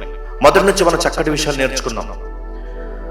పెండ్లి కుమారుడు చేసిన పని, మరీ చేసిన పని, పరిచారకులు చేసిన పని, యేసు చేసిన పని, మంచి పాఠాలు నేర్చుకున్నారు కదా. ఇప్పుడు చివరిగా, అమ్మా క్రైస్తవుని అంటున్నావు, క్రైస్తవురాలను అంటున్నావు, శ్రేష్టంగా మారుతున్నావా? నీకెందరో నేను చూస్తున్నారు. నువ్వు అనుకుంటున్నామేమో నా జీవితం నేను అట్లా కొట్లో ఉంటాలేండి. లేదు, సంఘం నేను చూస్తుంది, తోటి వారు నేను చూస్తున్నారు. నీ సాక్ష్యం శ్రేష్టముగా ఉంటే అనేకులను ప్రభావితం చేస్తావు. పరిశుద్ధుడు మహాగణుడైన దేవా, నీకు వందనములు, స్తుతులు, స్తోత్రములు. మీరు ఇచ్చిన మంచి సమయాన్ని బట్టి వందనాలు. మీరు మాట్లాడినందుకు వందనాలు. యేసు మహిమను చూడాలి, చూస్తూనే ఉండాలి ప్రభువా. నీ వాక్యములో మాకు యేసు మహిమ కనిపిస్తుంది. ఇంకా చూచుటకు సాయం చేయండి, ఇంకా మమ్మల్ని ట్రాన్స్ఫార్మ్ చేయండి. అలానే మాలో ఇంకెవరు రక్షణ లేని అన్యులు ఉంటే వాళ్ళని రక్షించండి అయ్యా. అలానే యూదుల కొరకు ప్రార్థిస్తున్నాం అయ్యా, యూదులకు వెలిగివ్వయ్యా. మెస్సియాను వరంగీకరించు సాయం చేయ. యూదా దేశం గురు ప్రార్థిస్తున్నామయ్యా, ఇజ్రాయేల్ పట్టణం గురు ప్రార్థిస్తున్నాను, కార్యం చేయండి. ఈ ఉద్దేశం నెరవేర్చమని మీరు నేర్పించిన పాఠములను బట్టి మీకే మహిమ ఘనత చెల్లిస్తుంది. నజరేయుడైన యేసు నామమున పెట్టి వేడుకొనుచున్నాము ప్రియ దేవుడే. ఆమేన్. థాంక్యూ. నేడు సంఘాలు మనం ఎక్కడ పరిమితం అవుతున్నాం అంటే బోర్డుల దగ్గర ఆగిపోతున్నాం. అర్థమైందా మీకు? ఊరు ఎక్కడుంది, బోర్డు ఎక్కడుంది కదా? ఊరు ఎక్కడుంది, బోర్డు ఎక్కడుంది? మనం అక్కడ ఆగిపోతున్నాం, బోర్డుల దగ్గర ఆగిపోతున్నాం, అక్కడే సెటిల్ అయిపోతున్నాం. సంఘాలు ఎక్కడ పరిమితం అవుతాయంటే అద్భుతాలు పరిమితం అయిపోతున్నాయి. ఎంతసేపటికి అద్భుతాలు కోలే. ఈ అద్భుతాలు ఏంటివి? అవి బోర్డులు లాంటివి. సో బోర్డు దగ్గరికి వచ్చి చప్పట్లు కొడుతున్నాం, బోర్డు దగ్గరికి వచ్చి సెటిల్ అయిపోతున్నాం. సంఘానికి మనం వచ్చేది బోర్డు కోసం. అవునంటారు కాదంటారా? సంఘానికి ఎందుకు వస్తున్నారు? టీవీలు నిండా అదే గోల, సంఘాల నిండా అదే గోల, గంటల సాక్ష్యాలు. దేని కొరకు అంటే మనం ఎక్కడ ఆగిపోతున్నాం? ఏమ్మా ఎక్కడ ఆగిపోతున్నాం? అందుకే మన జీవితాల్లో మార్పు లేదు. మన జీవితం అద్భుతానికి పరిమితమైతే మన జీవితాల్లో ట్రాన్స్ఫర్మేషన్ ఉండదు, మార్పు ఉండదు. మార్పు రావాలంటే ఇప్పుడు ఎక్కడికి రావాలి? బోర్డు దాటి ఊరికి రావాలి. ఆ మాట మీకు అర్థమవుతుందా? సూచక్రి దాటి ఎక్కడికి రావాలి? సో ప్రభు దగ్గర మనం కూర్చుంటే, ప్రభు సన్నిధిలో మనం ఉంటే, ప్రభు వాక్యము చేత మన జీవితాలు ప్రభావితం చేయబడితే మార్పు వస్తుందమ్మా. ఎందుకు ఇన్ని సంవత్సరాలు సంఘాలకు వస్తున్న మార్పు ఎందుకు లేదు? మనకి జీవితానికి మార్పు ఎందుకు లేదు? ఎన్ని సంవత్సరాలు అయింది సంఘానికి వచ్చి? ఎన్ని సంవత్సరాలుగా వాక్యం వింటున్నాం? మార్పేది మనకి వెంటం అలవాటు అయిపోయింది, బోర్డు దగ్గర కూర్చోటం అలవాటు అయిపోయింది. అంతకు మించి మనకి ప్రభు అక్కర్లా. ప్రభు మనకి సూచక్రియ చేస్తే చాలు, అంతే, ఇంకేం అక్కర్లా. సంవత్సరం అంతా కూడా దేవుడు అద్భుతాలు చేయాలి, రోజు ఒక అద్భుతం చేయాలి, మందిరానికి వచ్చినప్పుడల్లా అద్భుతం చేయాలి. అంతే నా జీవితం అంటే, క్రైస్తవ జీవితం. యేసు ఏమి ఇవ్వబోతున్నాడు? ఆయన ఇవ్వబోయేటువంటి జీవము, ఆయన చేసేటువంటి మార్పు, ఆ ట్రాన్స్ఫర్మేషన్ అనేటువంటిది మన జీవితాల్లో లేకపోతే ఎట్ట కుదురుద్ది చెప్పండి? యేసు దగ్గరికి ఉండేది ఎందుకు వద్దాం? యేసు దగ్గరికి ఎందుకు రావాలి? సూచక్రియ కోసమా, మార్పు కోసమా? ఎంతమంది సూచక్రియ కొట్టేస్తారు? ఇక్కడ అంటారు కానీ జీవితం అంతా అయితే గోలమ్మ. ఏం వెళ్తాం పాస్టర్ గారు మందిరానికి, మా జీవితం ఒక్క అద్భుతం చేయలేదు దేవుడు. చెప్పండి, మీ జీవితాల్లో అద్భుతం కావాలా, మార్పు కావాలా? గట్టిగానండి, ఏం కావాలి? అద్భుతం కావాలా, మార్పు కావాలా? చూస్తా ఈ సంవత్సరాలు ఎంత మార్పు వస్తుందో. అవునా కదా? రైట్. అద్భుతమైన దేవుని మాటలు దేవుని సేవకుని ద్వారా విన్నాం కదా. మనందరి కొరకు దేవుడు ఈ మాటలు ఇచ్చాడు కనుక వీటిని ఇంకా మీరు ధ్యానం చేయండి. ధ్యానం చేస్తుండగా దేవుడు మన జీవితాల్లో మార్పు తీసుకొని రావాలి. ఎటువంటి మార్పు అంటే తన కుమారుని యొక్క సమరూపము. అంత ట్రాన్స్ఫర్మేషన్ దేవుడు కోరుకుంటున్నాడు. దేవుడు మన జీవితాల్లో అద్భుతాలు చేయటానికి ఆయన లిమిట్ అవ్వడానికి ఇష్టపడలేదమ్మా. మన జీవితంలో తన కుమారుని యొక్క స్వరూపం వచ్చేది, అది ఆయన గోల్. అటువంటి మార్పు దేవుడు మన జీవితాల్లో తెద్దాం అనుకుంటున్నాడు. ఆ మార్పు మన జీవితాల్లో వస్తేనే మన క్రైస్తవ జీవితానికి విలువ ఉంటుంది. లేదంటే క్రైస్తవ జీవితానికి అర్థమే లేదు. అందుకనే మనం దేవుని వాక్యానికి ఎందుకు వస్తున్నాం, దేవుని మందిరానికి ఎందుకు వస్తున్నాం, దేవుని సన్నిధిలో ఎందుకు ఉంటున్నామంటే ప్రభువా ఈ మార్పు నాలో రావాలి. మార్పు వచ్చేదాకా వదిలిపెట్టే పని లేదు. ఆ మార్పు యేసయ్యే తేగలటం. బోర్డుల దగ్గర ఆగిపోమాకండి. అర్థమైందా? బోర్డుల దగ్గర ఆగిపోతారా? ఆగిపోతాం. లేచి నిలబడి ముగింపు ప్రార్థన చేసుకొని ఆశీర్వాదంతో సెలవు తీసుకుందాం. ప్రార్థన చేద్దాం. ప్రేమ కలిగిన మా ప్రభువా, మీకు పరిశుద్ధ నామానికి స్తుతులు, స్తోత్రాలు, వందనాలు. ఈ మధ్యాహ్న కాల సమయంలో ప్రభా నీ పాద సంధికి వస్తూ ఉంటున్నా. నీ దాసులిద్దరిని ప్రభా నేను నిలబెట్టి ఉదయకాల సమయం అంతట్లో కూడా ప్రభా నీ వాక్యాన్ని ప్రభా మీరు మాకు వినిపింపచేశారు. ప్రభా మా జీవితాల్లో కేవలం అద్భుతాలు చేయటానికి ప్రభా నీవు లేవు. నీ కుమారుని యొక్క సమరూపము ప్రభా మా జీవితాల్లో వచ్చి పర్యంతము దేవా నీ వాక్యము ద్వారా మా జీవితాలని పవిత్రపరిచే దేవా, అటువంటి మార్పు మా జీవితాల్లో మీరు దయచేయండి. సంవత్సరాలు దొర్లిపోతున్నాయి, దినాలు గడిచిపోతున్నాయి, ఎక్కడి జీవితం అక్కడే ఉంది. ప్రభా మీరు జ్ఞాపకం చేసుకోండి. ప్రభా మీరు మార్చు నాయన.